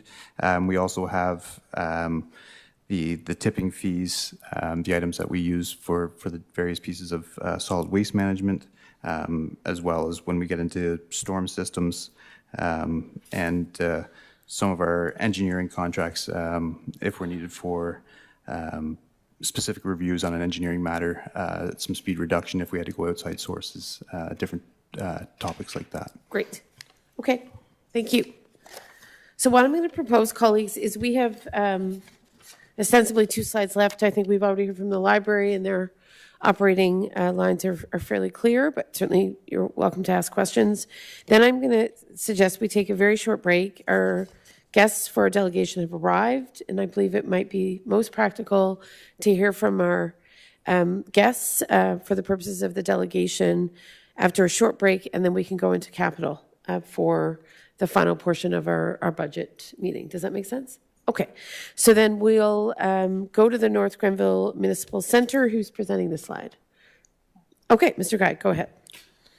Thank you, Madam Mayor. So the North Grenville Municipal Center is this building here. So the salary and benefits includes portions of our administrative staff's salary, all our facility operators and facility lead hand staff. As you can see, our revenues are mostly made up of user fees. So that would be ice rentals, hall rentals, theater rentals, public skating rentals, as well as we do have some naming rights, advertising contracts in place. So I believe that's likely part of the user fee total there as well. As you can see in the bottom, contracted property services include building lease, hydro, repairs and maintenance, natural gas, vehicle, service contracts, such as our refrigeration service contracts that we have. We have a contract for our HVAC roof systems as well. So those are some of the services that would be under that account line. Thank you. Great, thank you. Of course, it's such a blessing to have this asset in our community, and we really understand how well utilized it is and how well maintained it is. And I'm often asked, how did North Grenville so many years ago forge the path forward to get a dual ice pad facility with the cedar and community rooms and housing our municipal offices? So certainly we know how well maintained it has been and how well utilized it is. And that's, I think, the best news of all. So appreciate all of the oversight and investments in this building. I don't see any hands, colleagues, so I'm going to move on. We have planning and bylaw next. Ms. Martin? Thank you, Your Worship. So the planning and bylaw budgets equate to just under $1.7 million. What I want to note is that in this year, we've included some funds for automated speed enforcement. We've also want to note that we do have some programs as well that we're running, but those are covered by our Housing Accelerator Fund, including our additional residential unit initiative, as well as the implementation of our development software, which again is covered by the Housing Accelerator Fund. Our costs are typical year over year. We are not seeing any major increases minus those objectives, but again, those are covered by our grant. Great. And if I'm not mistaken, it was a $5.2 million grant from the Federal Ministry of Housing? That is correct, Your Worship. So the grant is rolled out over a series of years. So I believe we've received our second installment, which I think is just a little over $1 million. So each year we incrementally get a portion of that grant as we achieve our goals as set out in our plan. Great. Wonderful. Any questions, Deputy Mayor? Yes, through you, Madam Mayor, to Director Martin. This is regarding our development charges study. Is that slated for this year or next? Through Your Worship to the Deputy Mayor. So it is currently ongoing. We anticipate that public meetings will be happening in the fall of this year. We're currently in the process of completing some of our background studies that are crucial to informing the development charges background study. More information will be coming to council as we get that information in and can set some more solid dates with the consultant. But the anticipation would be that a public consultation would happen this fall, and then more would come as to when the implementation of a new development charges bylaw would be based on the rates established under the new background study. And the consultant's fees are captured under contracted professional services, I assume. That is correct. There are a series of different professional services in which we contract. That would include our third-party consultants for the background study, for the official plan update, our pound services, our software services as well. It kind of a multitude of different services which we would contract for both planning and bylaw. Great, thank you. Great. Anything else? Seeing none. So our last slide before we take a quick break is regarding the North Grenville Public Library. Ms. Farrell is here again. The line items are before you, council colleagues. Ms. Farrell, is there any comment we wish to make? Thank you, Your Worship. I probably just in recognition of the fact that this budget on the screen will look a bit different from the department budgets, because as council is aware, the library's budget is the responsibility of the library board to set every year. We do get some provincial and federal funding. We are also able to charge some fees, but under the Public Libraries Act, we have some limitations placed on the fees that we can charge. So ultimately, our operating revenues primarily come from the municipality. Great. And I see, of course, you've noted the Music Lending Library as certainly something that we were, I think, happy to support through a community grant. And it was wonderful to learn of the partnership with the library, which really renders musical instruments more accessible in the community. And do you expect, moving forward, I presume because it's in the 2025 budget, you're proposing it as now a library line item that would be entrenched for this year and potentially future years?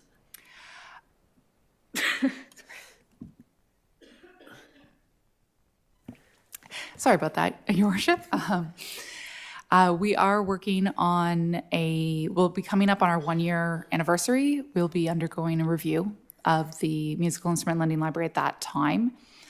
We are hoping to be able to commit to multiple years. Our intention when we partnered and kind of took it on under the library was to be able to have guaranteed longevity for the mill, but ultimately it is always dependent on external funding. When you say external funding, what do you mean? What I mean, Your Worship, is at this point, we are operating primarily off of donations and grants. The municipal grant request this year does not include any money dedicated towards the mill at this time. But it's in your budget for $10,000? That is correct, Your Worship. So it is in your budget, or it is in our budget. However, the funding that we receive that we are requesting from the municipality, at this time, that none of that money is intended to be put towards the Musical Instrument Lending Library. We will find, we have, and we will continue to find sources of funding primarily from other grants and donations. Gotcha. Okay. Thank you for the clarification. Appreciate it. Thanks. All right, colleagues, anything else? Okay, so we'll take a short break. We'll get our delegation set up, and then we will, after hearing from our delegation, transition to Capitol. Thank you.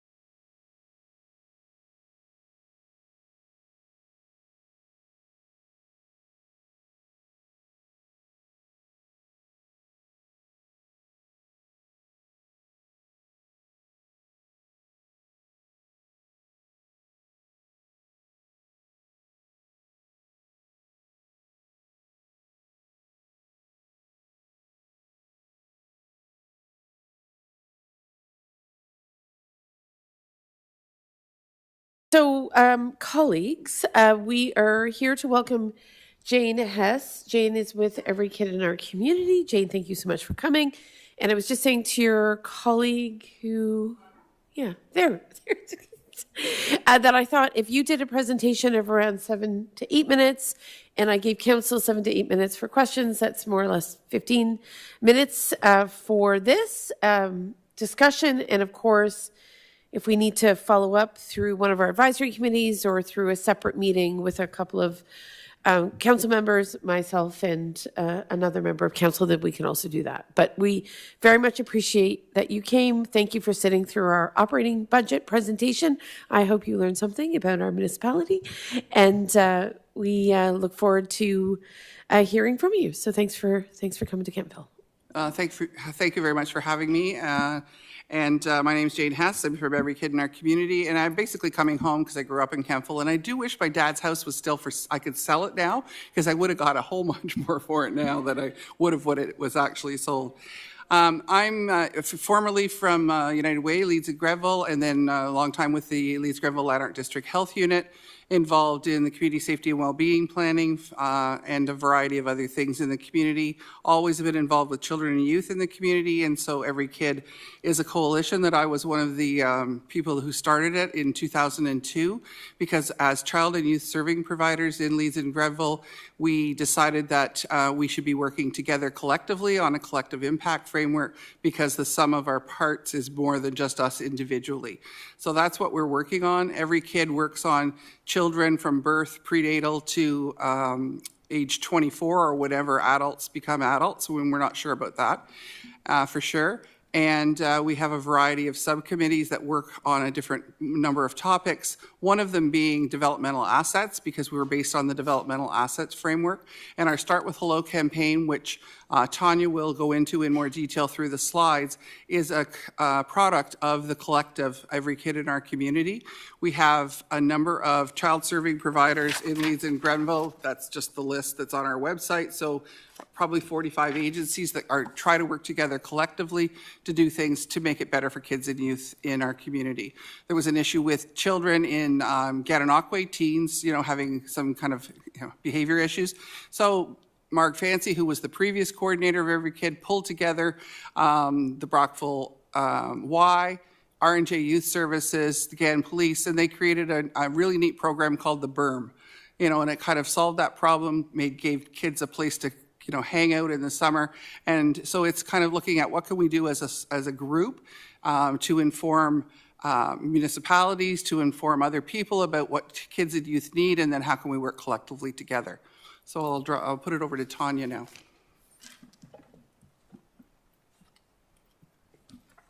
Good evening, everyone. It's a pleasure to be here to talk about a strength-based approach to positive youth development.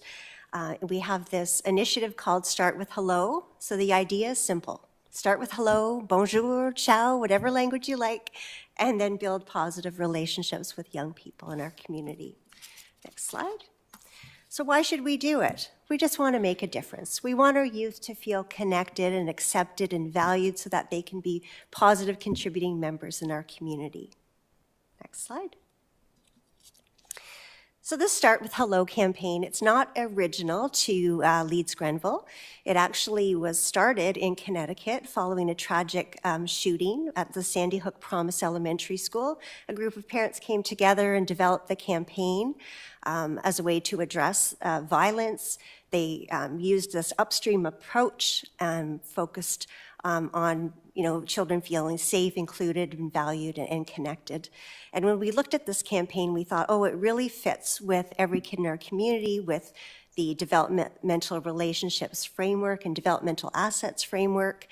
It uses the principles of expressing care, challenging growth in our youth, providing support, sharing power, and expanding possibilities. Next slide.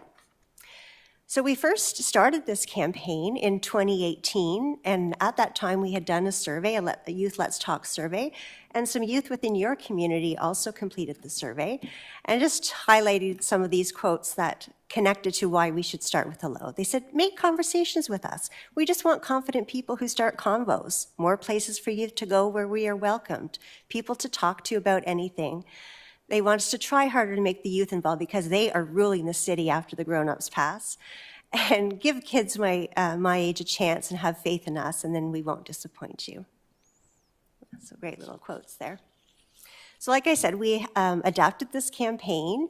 It originally was a peer-to-peer campaign, but we adapted it in our community for adults and influencers of youth to start with Hello.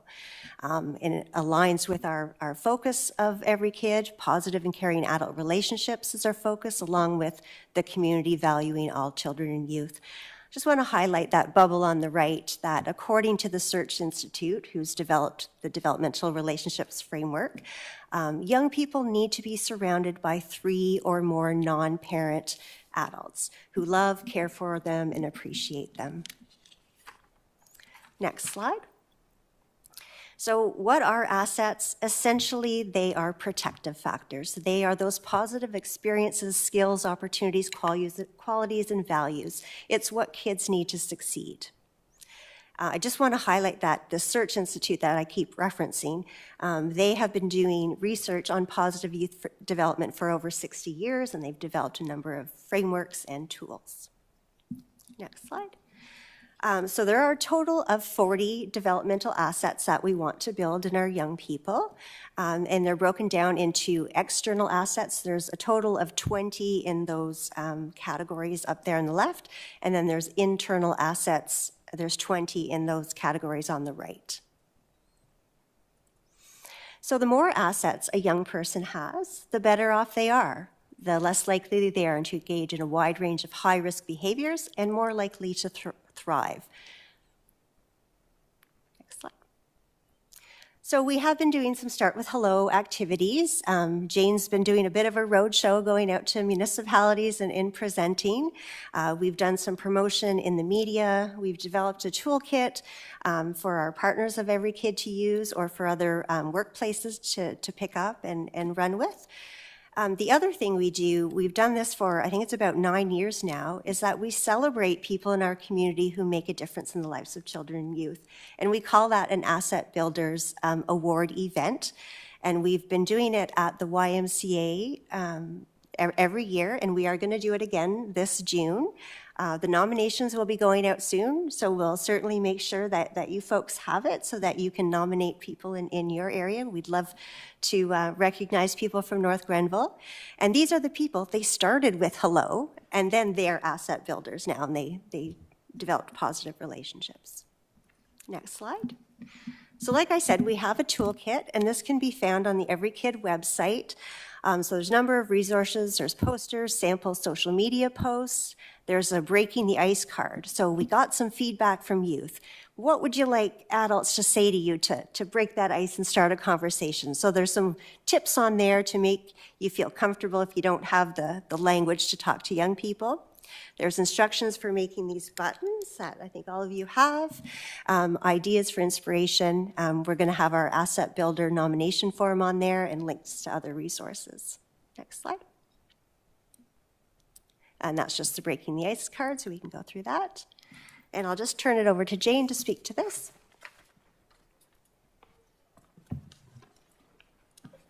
So why am I here talking to you as a municipality is because, you know, every kid in our community is really social service type and health type providers.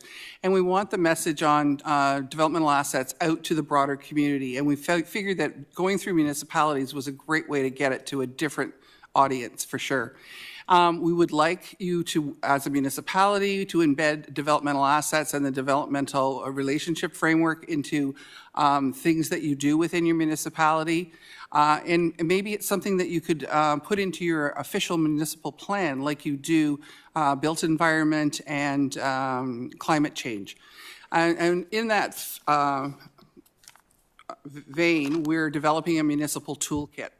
And it's not yet ready for distribution, but I will make sure I get it out through Mary when it is available, because it will give you some ideas that you can actually then take them and physically put them into your municipal plan. There's a framework for building those strategies, you know, give youth a voice, celebrate and recognize youth success. So there's all sorts of strategies that then you can actually put into play within your municipality.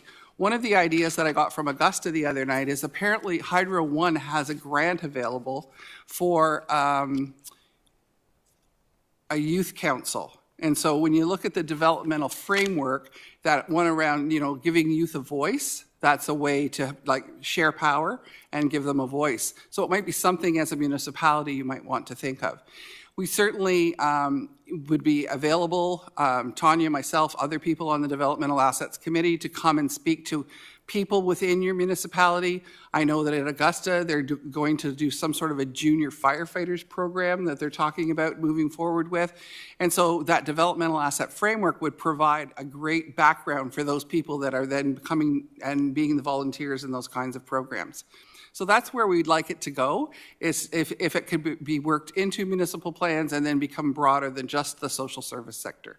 Slide, please. Goodbye. Thank you. Any questions for either Tanya or myself? Well, thank you so much. You condensed a lot into a very short time frame, so we appreciate it. Colleagues, any questions? Yes, Deputy Mayor.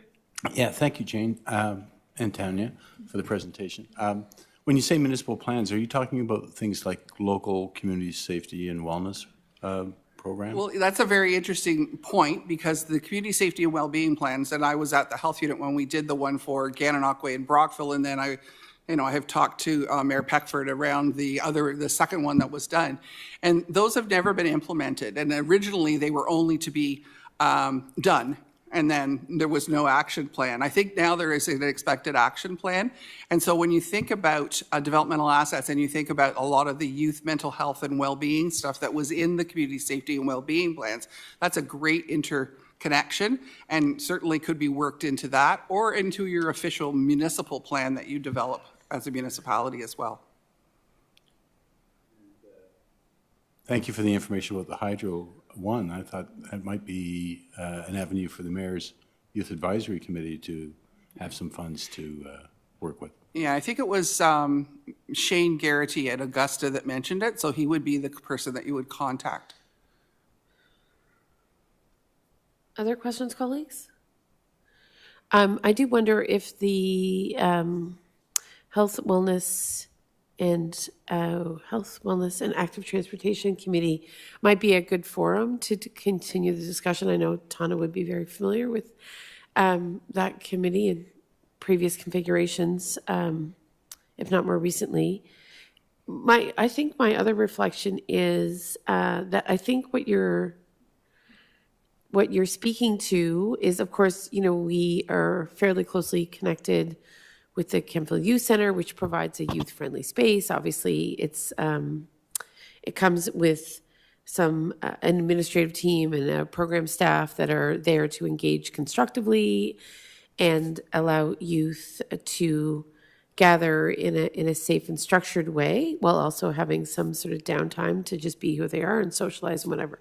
But I think what I'm hearing you say is this is part of a broader strategy to, throughout the community, create these opportunities for youth to feel valued and for there to be kind of a meaningful interaction. Even if it's short and contained, it's still meaningful, and youth who often do feel kind of marginal, if you will, are left with a different feeling, a different impression about how they're received in the community, et cetera. So when you spoke of that junior fire program and how you might be supporting that fire program through, I think, the town of Augusta, did I hear you right? Yes, they're looking at developing it. They were just speaking about it, but they were talking about the fact that the developmental assets would provide a good framework for the firefighters who were then working with these youth. Gotcha. And so that we would then do some training for those people on developmental assets and how to build those assets within that program. So it's really capacity building to enable other organizations connected or not connected to the municipality to kind of forge a path where they can engage and leverage what youth have to offer in a more significant way. Yes. Okay, great. Thank you. You would agree with that, Tanya? And Jane, thank you so much for reminding me. Yes, you did tell me you grew up in Kemptville, so I appreciate that refresher. And I know Councillor Wilson quite well. Yes.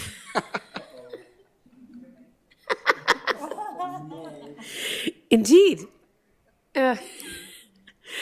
Well, Councillor Wilson does know many, many people, not just in this community, but throughout the region. So I'm glad you have a familiar face, more than one around the council table.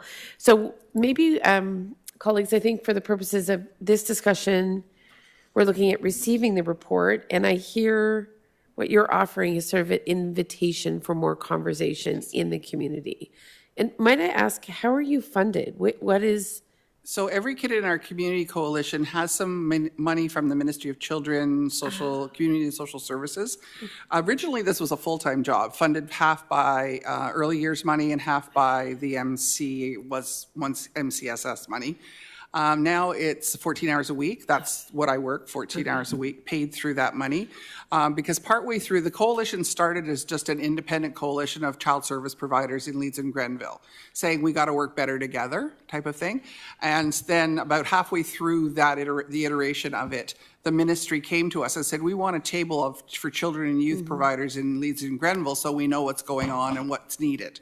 And so we had a big discussion, as you can imagine, do we want government interference, et cetera. But we did take the money, and then that's where the money has come from. But of course, the money has not increased over time, and it's funded from the ministry through Children's Mental Health of Leeds and Grenville.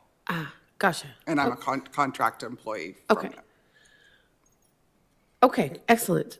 So then maybe council colleagues, we can consider how to continue the conversation with Jane and Tanya. Apologize. I knew I wasn't getting it quite right. Tanya, and I know you quite well, but thank you. It's been a while since we've seen each other. So maybe, colleagues, we can think about how to continue the conversation at a couple of our advisory committees, if not other fora. So, Deputy Mayor, with that in mind. Yeah, with that in mind, a shameless plug for the MyView Youth Film Festival. So save the date, June 5th. At the Brockville Arts Centre, by way of thank you for the button and for the presentation. Now, mind you, it's a free admission, but please come and join us. We also promote giving youth, a voice in the community. Thank you. And I will send the dates and all of those things to Mary for the nominations for asset builders, et cetera, when they become available. Mary Remy, gotcha. Perfect.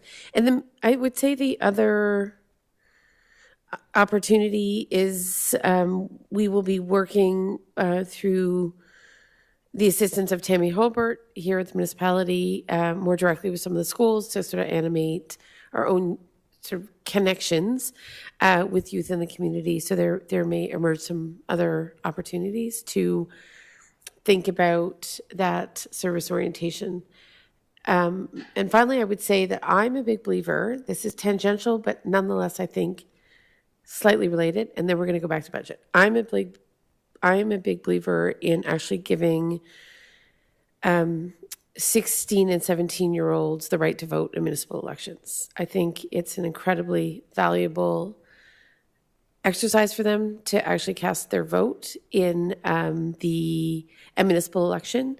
I feel that there's lots of reasons that youth should have that opportunity to be more formally engaged in the civic and democratic process. And I don't think it's disconnected from what you're trying to achieve. I know we had a youth advisory committee that made a delegation, if you will, to MPP Clark to really look at how that could happen. We're not the first municipality to contemplate that. There are many municipalities that have across Canada and in the United States. So it'd be interesting to have that conversation with you at another point in time, because I think we're signaling to youth that they contribute to our economies, our communities, our families, and it's important that they have the franchise at the earliest opportunity. So thank you. And I'm going to look to Councillors O'Sullivan and Wilson to receive a report. I'll call the question. All in favor? Great. Thank you very much. Great.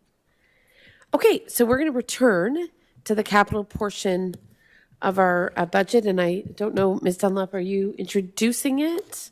At this stage, and just a reminder for anyone tuning in, this is just round one.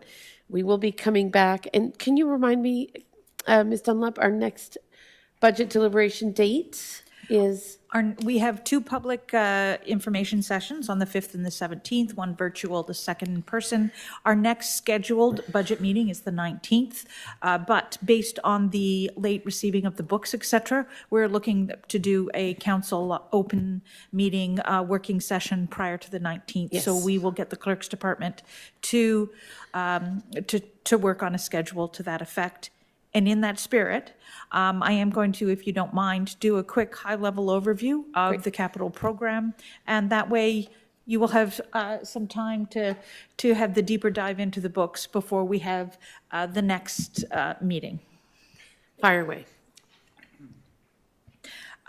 So you can see that in the 2025 capital costs, we have capital projects valued at over $15.5 million between the various 7 departments, as well as their related funding sources between tax grants, reserves, debt proceeds, other revenues, and development charges.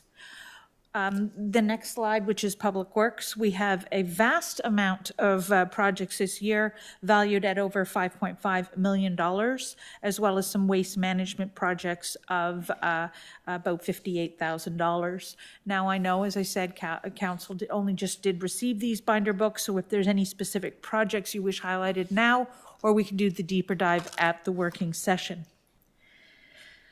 I will continue unless there's questions, Madam Council Mayor. colleagues, so in terms of Public Works and Waste Management, as Ms. Dunlop goes through the budget, the proposed capital expenditures, any questions in regards to Public Works and Waste Management? Deputy Mayor. I know somewhere in the budget, there's a breakdown of the Public Works roads projects, but I wondered if Director Finley might just remind me what will we be doing in terms of gravel rebuilds and hard surfacing this year? Mr. Finley? Thank you for the question, and through you, Madam Mayor. Yeah, currently what we have proposed is gravel rebuilds for Edward Scott Road and Slater Road. So those equal to just over 5 kilometers of gravel rebuild. In terms of surface treatment, we're looking at the gravel rebuilds that we did in 2024. So that includes a small portion of Town Line Road, Norton Road, and Hess Road. We are also currently proposing to surface treat the area from County Road 43 to the dog park. So that's a small section of Anniversary Way, Veterans Way, and Honor Way, just in parts of the maintenance idea of getting a grader down to the middle of downtown when we're doing the upgrade of 43. We're looking at having that so we can provide faster service to get that plowed out in a more timely manner and move the grader to other rural areas where possible.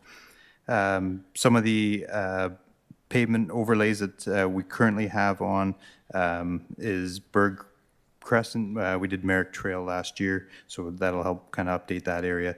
And we're also looking at that section between Berg Crescent and Hurd Street on Concession Road and the Somerville Road are our main projects that we're looking at doing some overlays on. Thank you. And if I might ask, I do see a proposed new PXO for Rubin and Prescott. However, I don't see reference to a new PXO across County Road 44 at the Settlers Grant trailhead. So I know that was also a discussion, and I assume here, Ms. Dunlop or Mr. Finley, you've proposed one and not the other. I'm just curious to know if there's a sense of urgency. I recognize we did invest in a controlled crosswalk at ASA and Prescott, and I'm just thinking out loud, wondering if the controlled crossing at County Road or on County Road 44 at the Settlers Grant trailhead might be something we would contemplate for this year, just given the number of requests we've fielded for that PXO. Thank you for the question, Madam Mayor. The proposed PXO at Rubin and Prescott was being proposed by Public Works. The Settlers Trail crossing is being investigated through the Parks and Rec Department, and they are looking at it potentially as part of the County Road 44 multi-use pathway expansion. But I may have to let Director Guy talk more on that piece of it. Mr. Guy? Thanks, Mike. Yes, so we did have an evaluation done as part of the County Road 44 MUP extension project, and the evaluation was done by our consulting firm. And what came out of that evaluation is that we need a full pedestrian traffic light there, not a PXO crossing. We did communicate that to the counties. The counties don't have an issue with that. The tender for that particular project actually closed today, so I'll be bringing a report to council later this month for the award. And at that time, I was going to speak to the traffic light and where we go with that, adding that as to the project. As we complete them up on County Road 44. Correct. Yep, gotcha. So you're saying there's a possibility that we could establish the fully controlled intersection crossing at the same time as we complete the multi-use pathway on County Road 44? There is a possibility of the potential of doing that, but I need to have some further discussions on that. Okay, for sure. Okay, so thank you. Anything else, Councillor Sullivan? Thank you, Madam Mayor. Through you to Director Finley. The sidewalk design for Clothier Street East, this would only be the design in 2025, and then is the plan then to complete that sidewalk work in 2026? And how far will it go on Clothier Street East? Thank you for the question, and through you, Madam Mayor. That is correct. At this point, we are looking at a design only for the sidewalk on Clothier Street East. This is looking at between James and Bridge Street. What we did is we looked back and identified back in 2012 there was a redesign for the infrastructure and roadway in this section, but it did not account for active transportation. There wasn't a sidewalk in. So we want to take a look at that design and make sure what we incorporate, if it happens, if it does advance before the infrastructure, will have the least amount of impact. So we don't want to put something in 2026 that maybe in 2 or 3 years from now we end up ripping up the whole thing. So we'd like to spend some time on the design, make sure we do it proper so it's the least amount of impact when we do the full road rebuild. Thank you. And one other question then. I don't see any reference to a PXO on County Road 19 or a PXO at the Pine Hill roundabout. Would that come under County Road 43? Thank you for the question through you, Madam Mayor. For County Road 19, are you referring to at County Road 19 and County Road 43? No, County Road 19 more... in Ryan's Well. Yeah, well, not at Ryan's Well, but up where the pathway comes out from the Kevlar properties to cross into where the Starbucks is, like that.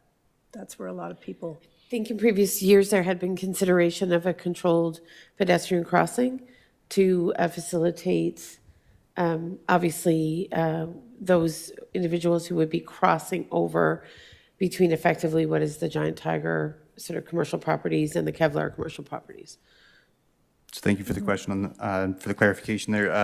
Currently, the way that the design for the County Road 43 expansion is being proposed is a full sidewalk on the west side of County Road 19, which would bring people up to the roundabout at County Road 19 and 43 to cross, or conversely take them down towards the full stop intersection at Ryan's Well Drive and County Road 19, where they could cross on those two locations. Just due to the proximity of the multiple crossings, that's what's being or was proposed as part of that design expansion.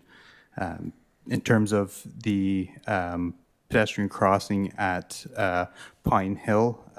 We were waiting to understand how the pathway through the Oxford Village development was going to move forward before that implementation took place. We knew orientation and items like that, so it hasn't been proposed as part of this this application or this budget at this time.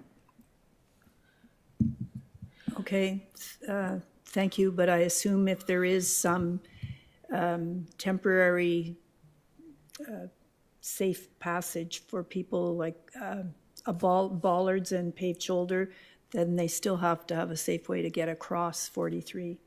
So is there options then to add that at a later time? If I might, I do think perhaps it would be good to reconnect on this, and I certainly want Mr. Finley to answer your question, Councillor Sullivan, because I think maybe Ms. Dunlop, you can sit down with Mr. Finley to better articulate the kind of commitment and conversations we've had with the counties on providing a paved shoulder with permanent bollards, for which I think a pedestrian controlled intersection at the roundabout will be necessary sooner rather than later. So thank you, Your Worship. Yes, we can do. We can have some conversations in regards to PXOs and future connections. But it was our understanding that they were not having till 2026, so we have not included any allotment under 2025. But we can revisit. I think I'm likely have a different understanding in terms of the county's commitment, but maybe we need to get everyone around the table and look specifically at the timing for that. Councillor Sullivan, I didn't mean to cut you off. Does that answer your question?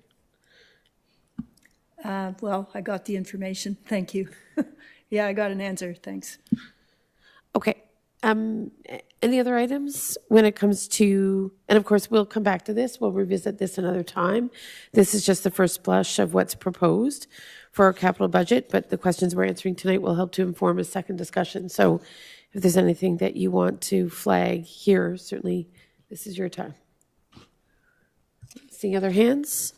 So Ms. Dunlop will ask you to proceed. Thank you. On the next page, you will see unbudgeted projects. So these are items that the senior management team have removed from the proposed budget that sits before you today, which for financial reasons, they have been placed what I call below the line. So you will see 3 of these throughout the capital projects. Moving on to Parks and Rec. So there is, again, a large amount of projects equaling almost just under $3 million between a multiple of parks and facilities projects. We then move on to the unbudgeted projects, where there is a large list of, due to financial restraints, of items that we have moved below the line. So if I might, for the purposes of our Parks and Rec presentation this evening, Council, the first page gives you the proposed items that Parks and Rec is advancing for our consideration. So you can look at the number of items there. And the second page highlights the items that don't make it into the proposed 2025 budget, just for purposes of, for the rationale that they weren't all achievable in 2025. So you'll see what has been deferred to future years. Any questions at this stage? Deputy Mayor? Not a question, but just a comment. I'll be looking on behalf of the BIA to move that downtown water fountain from below the line to above the line. Thank you. Okay, great. Any other comments? Councillor Sullivan?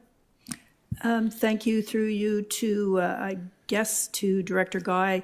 Skate park paving, is that, I'm not sure what exactly that is. Is that for the pump track? Mr. Guy? Through you, Mayor Peckford, to Councillor O'Sullivan. You are correct, Councillor O'Sullivan. That is the pump track.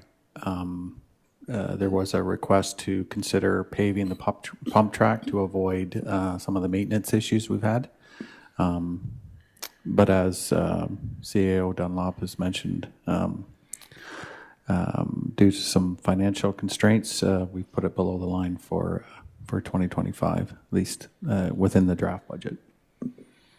Okay, thank you.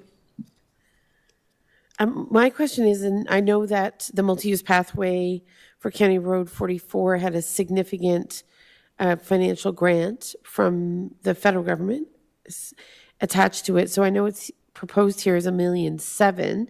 However, that is not the municipal portion. That is well above and beyond the municipal portion. I think what's captured here is the total cost of the project, correct?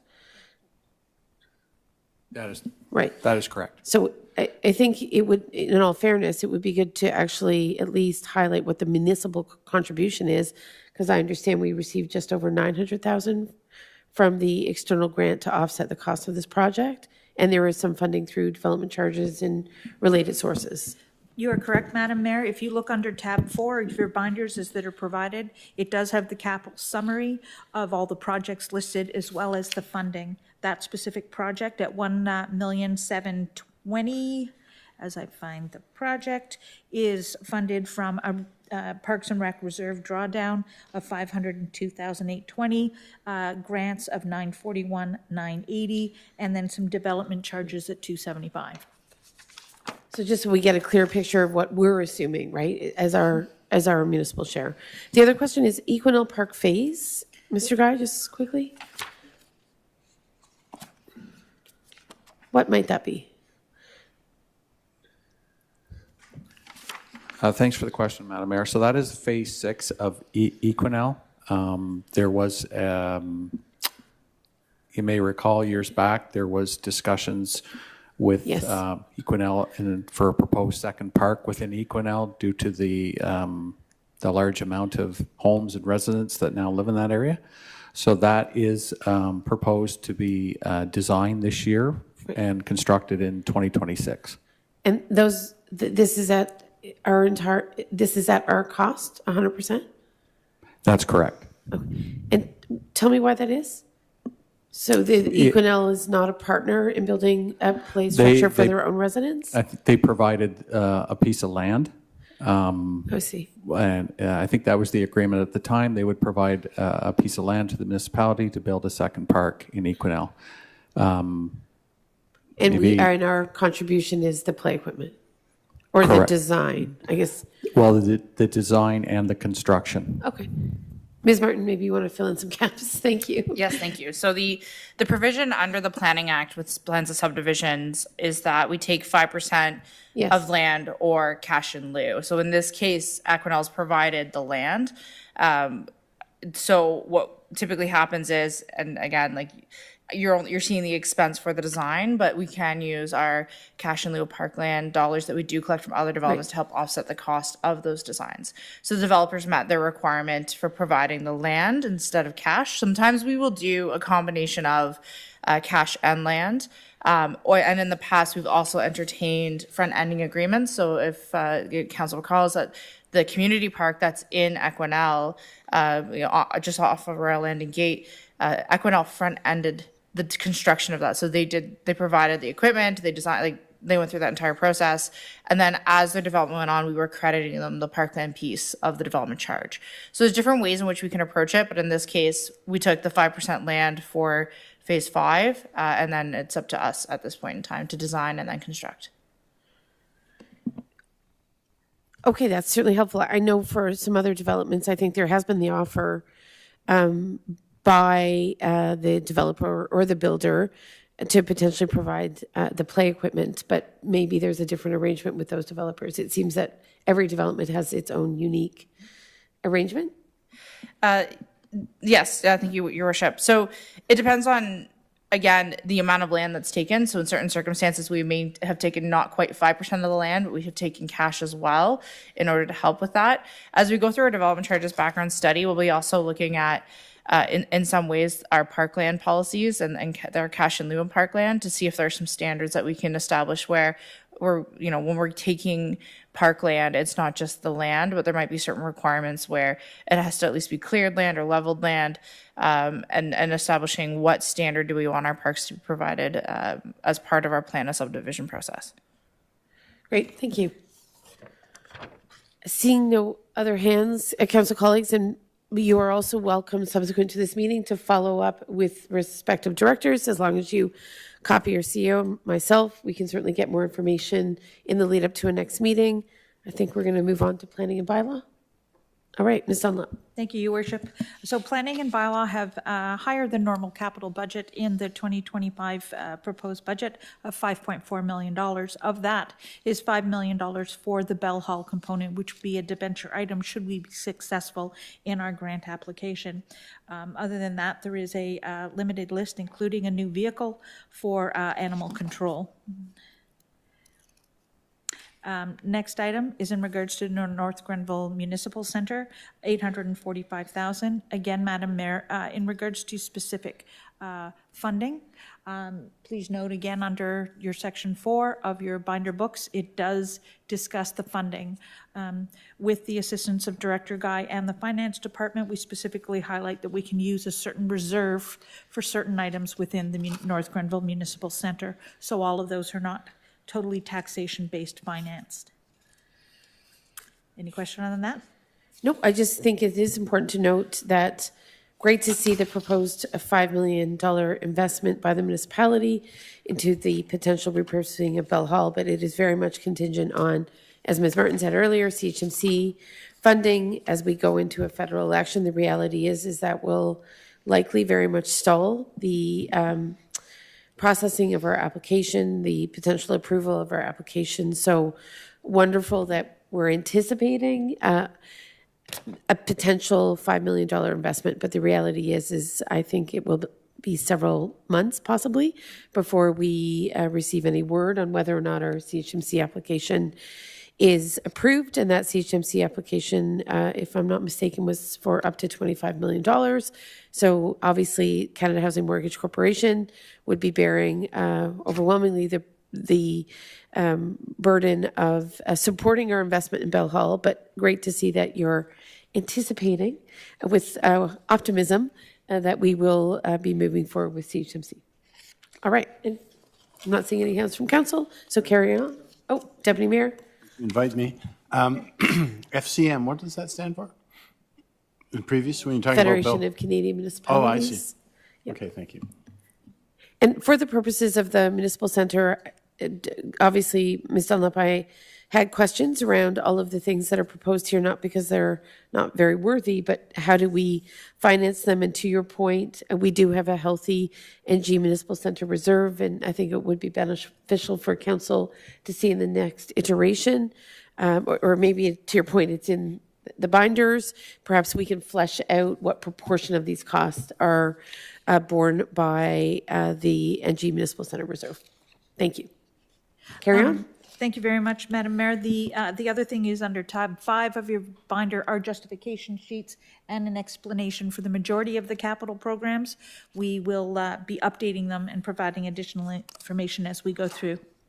So the next section is finance and administration, which covers communications, cemetery, IT strategy, and finance.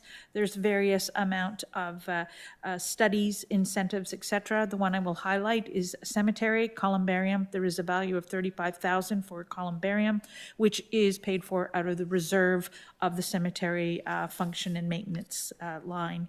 There are a couple unbudgeted projects at this point in time, or below the line projects, which is assigned strategy and a hotel market analysis. Excellent. Any questions there, colleagues? I think I'd like to revisit the hotel plan. We don't need to do it right now. We understand that a hotel that had been in play for the community is likely no longer materializing from all external indications. So certainly I think it'll be important to discuss in greater detail what it means to potentially defer the development of what is not so much a hotel plan, but the appropriate market analysis that would demonstrate to a potential hotel franchise builder the value of building one here. We know that there's one in Prescott now that's about to open in about a month. So certainly we'll be watching that one closely. Deputy Mayor? Thank you, Madam Mayor. I guess to the CAO. The signage strategy, it sounds a little bit more all-encompassing than what I've been talking to the manager of economic development and the board of the BIA. We've been talking about a wayfinding strategy, which seems to me to be a smaller piece of what you're budgeting here below the line, the signage strategy plan. I mean, we don't have a term, what do you call it? It's escaped me anyways. A scope of works, that's it. For that, or any idea of what that would entail, a signage strategy? Would that be looking at all the signs, street signs? I'm hoping it's strictly a wayfinding strategy about how people can find Riverside Park and how people can find the campus and downtown especially. I can't specifically answer that question, Madam Mayor, but we can bring that back, and it may be in the capital sheets in the back. Perfect. Okay, thanks. More discussion. All right, and to wrap up your presentation? Of the next sign, next page is a duplicate. We've already discussed planning and bylaw. They're not getting another 5.4 million.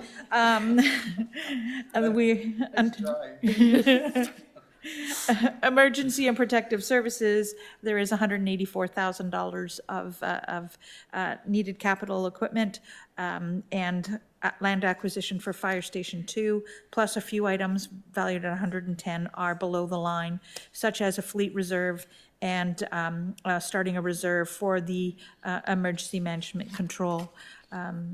So that completes the capital presentation, Madam Mayor, and I'm sure any directors here would welcome any questions. I would just say on the fire master plan, I understand that aspects of that plan are also DC eligible, if I'm not mistaken. So once again, I think that consideration around the very healthy development charges we correct and how we collect and how they're applied to various investments in studies or in capital investments, I think is an important framework for our budget considerations. So hopefully we can find a way to tease some of that information out in perhaps a more clear fashion so that we understand how these items are being financed. They're most worthy and we welcome them, but we know development charges are a huge part of that story. So, council colleagues, is there anything you wish to say before we transition to our last item? Yes, Councillor Sullivan. Thank you. Through you, Madam Mayor, to, I guess it would be to Chief Erslick. Project name here under the Emergency Protective Services Land Acquisition for Fire Station Number 2, and the amount is only $20,000. So that obviously, unless you found a bargain for a piece of land for $20,000, I'm not sure what the $20,000 would cover. So what it was originally for was a small piece of land in behind the Public Works garage. So it was a very small piece that we would need to complete, so we'd have enough room to put Station 2. And we're still working on that as to this point. Thank you. Okay, great. Any other comments at this stage in terms of information to be brought back? I believe council colleagues, I'll need to work with all of you in the clerk's office and the CEO to determine an additional council date for another working session in regards to the budget. But we want to thank all staff who were involved in getting us this information this evening. I do recognize there have been some unforeseen developments in the finance department, which certainly meant that bringing all this together was a little more challenging, but we want to thank Ms. Wheeler and Mr. Dancy and our communication staff and our clerk and all directors around the SMT table for ensuring that we could stay on track for this evening. So thank you very much. And yes, Councillor Sullivan. Thank you. I appreciate you giving me a chance for one last question. I just wonder, when we next see the budget, could we have an idea what the harmonized tax increase would be when we combine the North Grenville municipal taxes increase with the United Counties of Leeds Grenville, so people would have a more realistic idea of the impact? Thank you. Yes, that's a wonderful idea, Councillor Sullivan, and something that was on my mind as well. So definitely want to do that. I think if Councillor Strachan was with us, she would have done that math already. So I'm sorry she can't be with us tonight, but I know that when she's back at it, she'll make sure our math is her math, and she's got good math. So if we're good, we can just move on to the next item. So I understand that we have 3 remaining items. My hope, council colleagues, is that we could be adjourning before 9 p.m. So we'll see how it goes. I certainly would appreciate your indulgence, and hopefully these items will move fairly quickly.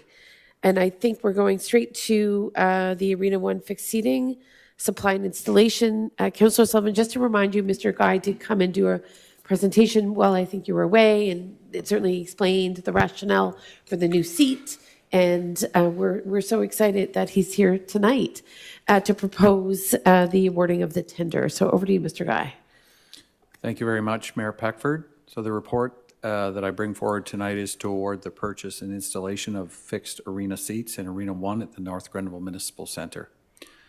The request for tender was issued February 5th, 2025 and closed on February 25th, 2025. 3 submissions were received and reviewed for accuracy.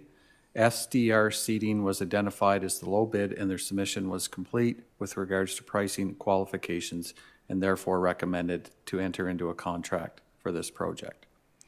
The individual seat is known as the Avatar Compact Folding Seat and meets all building code requirements for fixed arena seating. The seat carries a 5-year warranty. The details of the installation are as follows. 500 fixed seats will be installed. The majority of the seats will be installed in the center section of Arena 1 bleacher area. The remaining seats will be installed in the section closest to the arena lobby. The bench seating in the other parts of the bleacher area will remain. The contractor will be responsible for removal of all bench seating that will be affected by the fixed seating install. The municipality will keep the bench seating planks to be used to repair some of our picnic table seating that we have. The capacity for Arena 1 seating will stand at 1,620 after the fixed seating has been installed. Currently, I believe our capacity is around 1,954. With respect to the Arena Sponsor a Seat program, staff have worked with local suppliers to source out donor recognitions for the seat. This is highlighted as part of the report. Once the seats have been installed,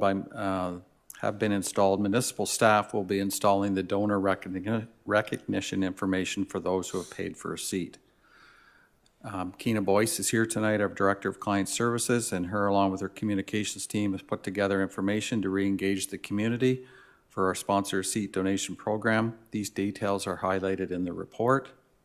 Staff have also finalized details to allow for online sign-up and payment for a seat donation through our Recreation Perfect Mind software that is now live. Individuals, businesses, and organizations are invited to sponsor a seat by visiting northgrenville.ca/red seat. On the website, you can sponsor a seat immediately through our online portal or request an invoice if you prefer a different payment method or are sponsoring a large quantity of seats. The website also features a FAQ section and contact information for any questions. And that completes my report. Any questions, colleagues? Just want to say I think it's wonderful that we can facilitate online payments. I know that was something that I think many residents in the community will appreciate. And as we all know, the reception to the invitation to sponsor a seat has been very enthusiastic. So I think the sooner we can launch and get things in place for the fall, the better. So thank you, Mr. Guy. I know there was a lot of pivoting on this one to accomplish the goal, and you did work rather quickly to bring it all together. So wonderful to see it. To see that we're at the stage of tendering, and I know those seats will be, just like our arenas, extremely well utilized and well loved. So thank you. Thank you, and I just want to thank the communications team as well as our Parks and Rec admin staff for assisting with the donation program and getting the information prepared. And we do have 11 by 17 posters, if anybody wants to take any tonight and put them around. Awesome. So I appreciate the work of everybody on this project. Put us to work. Councillor Wilson.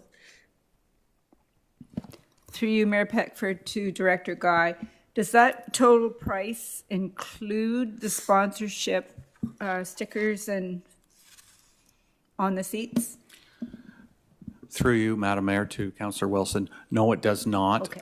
That just includes the purchase and installation of the seats. The sponsorship stickers are over and above. It's not very expensive. I know we had in seen my it opinion, before. but, you know. We had seen it before, but I just Yeah. wondered if that was added in. It's I think okay. it was $46.80 per 12 seats. Okay, thank you. Councillor Sullivan. Thank you, Madam Mayor, through you to Director Guy. Thank you very much to you and your department, Director Guy, for all the efforts. I know that there were some hiccups along the way, and appreciate that this is finally going forward. I just wonder, is there an opportunity then for a company to have a logo on the seat if they sponsor a number or whatever? Mr. Guy. Thanks for the question, Councillor Sullivan. We prefer not. We're trying to keep it as basic as we can in terms of what we're putting on the seat. It is a sticker type of seat, and just think it might get a little complicated in terms of asking for a logo, so we've tried to make it fairly basic. You know, it's a donation, so certainly we want to recognize those who have donated. So we've tried to make it as less complicated as possible, and what we're asking people to provide us with information so that staff can get the information on there as easily as possible. But if you were the Kemptville 73s and you donated money towards 100 seats or 50 seats, your Kemptville 73s name would appear on the number of seats that you had sponsored, correct? That is correct. They'll appear on every seat that they sponsor. Okay, excellent. Anything else, colleagues? Okay. Councillor Sullivan, I'm sure you will want to do me the pleasure of moving that council award tender PRC 2504 for the North Grenville Municipal Centre Arena 1 seating supply and install to SDR Seating in the amount of $115,194.78 plus HST. Councillor Wilson, would you like to second? Thank you very much. And just curious, SDR Seating, where are they from? Are they supplying and They're installing? They're out of Hamilton, Okay. Ontario. And they will supply and install? Yes, that is correct. Okay, excellent. Supply and install. I read it. Seating, supply and install. Okay. Just confirming. Okay.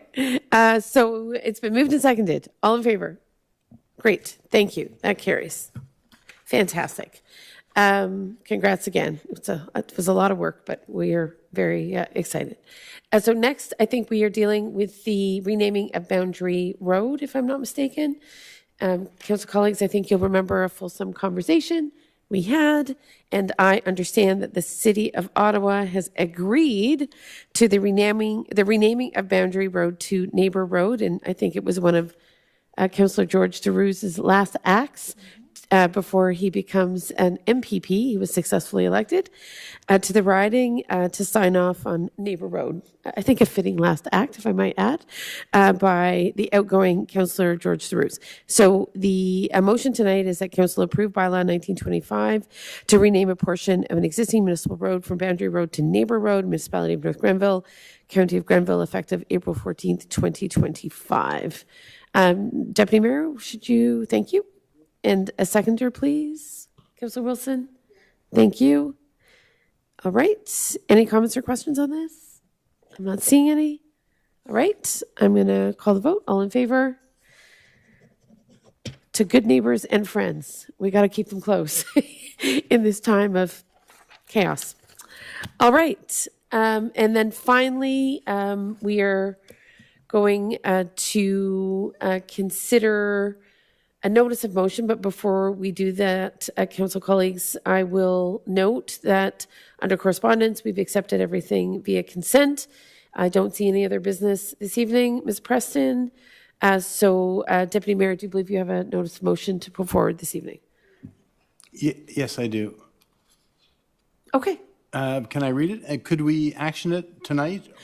Yes, my understanding is in advance of our county council meeting tomorrow, we can action this notice of motion. Is that correct? That's correct, Madam Mayor. Given that county council intends to debate this matter tomorrow, time is of the essence, and council may debate the matter this evening. While it is not common practice, we may utilize that ability this evening. Just as long as it's legal. We defer to our clerk. Ms. Preston? Okay. Okay.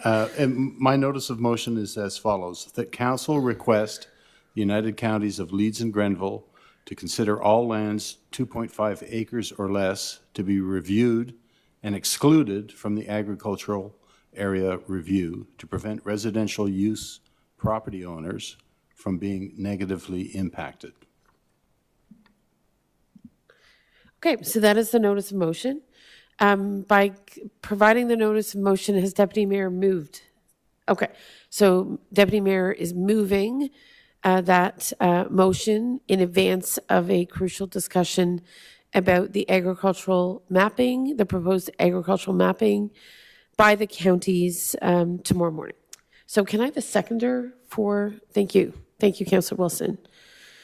And perhaps just to flesh this out a little bit, myself and county staff, as well as CEO Dunlop, Ms. Martin, and Deputy Mayor were able to meet with county staff last week, and in so doing, had the opportunity to revisit the implications for residential landowners, particularly of smaller parcels. And through that conversation, I think we came to a conclusion that exempting 2.5 acre parcels and less would have really no impact on the agricultural mapping exercise and exempt certain landowners for which the exercise of being redesignated ag had very limited value, in my words. So that may not be the reflections of our county planning staff, but that's how I've distilled the conversation. So with that in mind, that is the proposition for this evening. Other municipal councils throughout Leeds and Grenville have all taken a look at the mapping. Some are going with what's proposed, and another municipality, namely Edwardsburg Cardinal, is proposing very significant changes to the agricultural area mapping. I think ours are less significant, but still meaningful, and that's why I wanted to bring this to your attention this evening. So we have a motion on the table effectively, so I'll look to any comments, and if there are none, I will call the vote. Okay, all in favor? All right, that carries. Thank you very much. So with that, colleagues, I do not believe there are any other notices of motion. In terms of introduction and consideration of bylaws, I think we've addressed all those this evening, Ms. Preston. That's correct, Madam Mayor. There are no members of our community here. There are a number of staff. Welcome. Thank you for being here. And with that, we'll go to the close of the meeting. Our confirmation bylaw this evening is be it resolved that bylaw 2325 to confirm proceedings of council at its regular meeting held on March 4th, 2025 be adopted and passed. Councillor Wilson, would you like to move that? Councillor Sullivan, would you like to second? Thank you. I'll call the question. All in favor? And then finally, a motion to adjourn and that this regular meeting of council adjourn at 8:36 p.m. Well done, colleagues, on that front. We'll look to Deputy Mayor. Would you mind moving? And I'll look for a seconder for adjournment. Councillor Sullivan, thank you very much. And our condolences to you, by the way, Councillor Sullivan, for the loss of your sister. Thank you for being here this evening, given that recent news. So with that, I'll call the vote.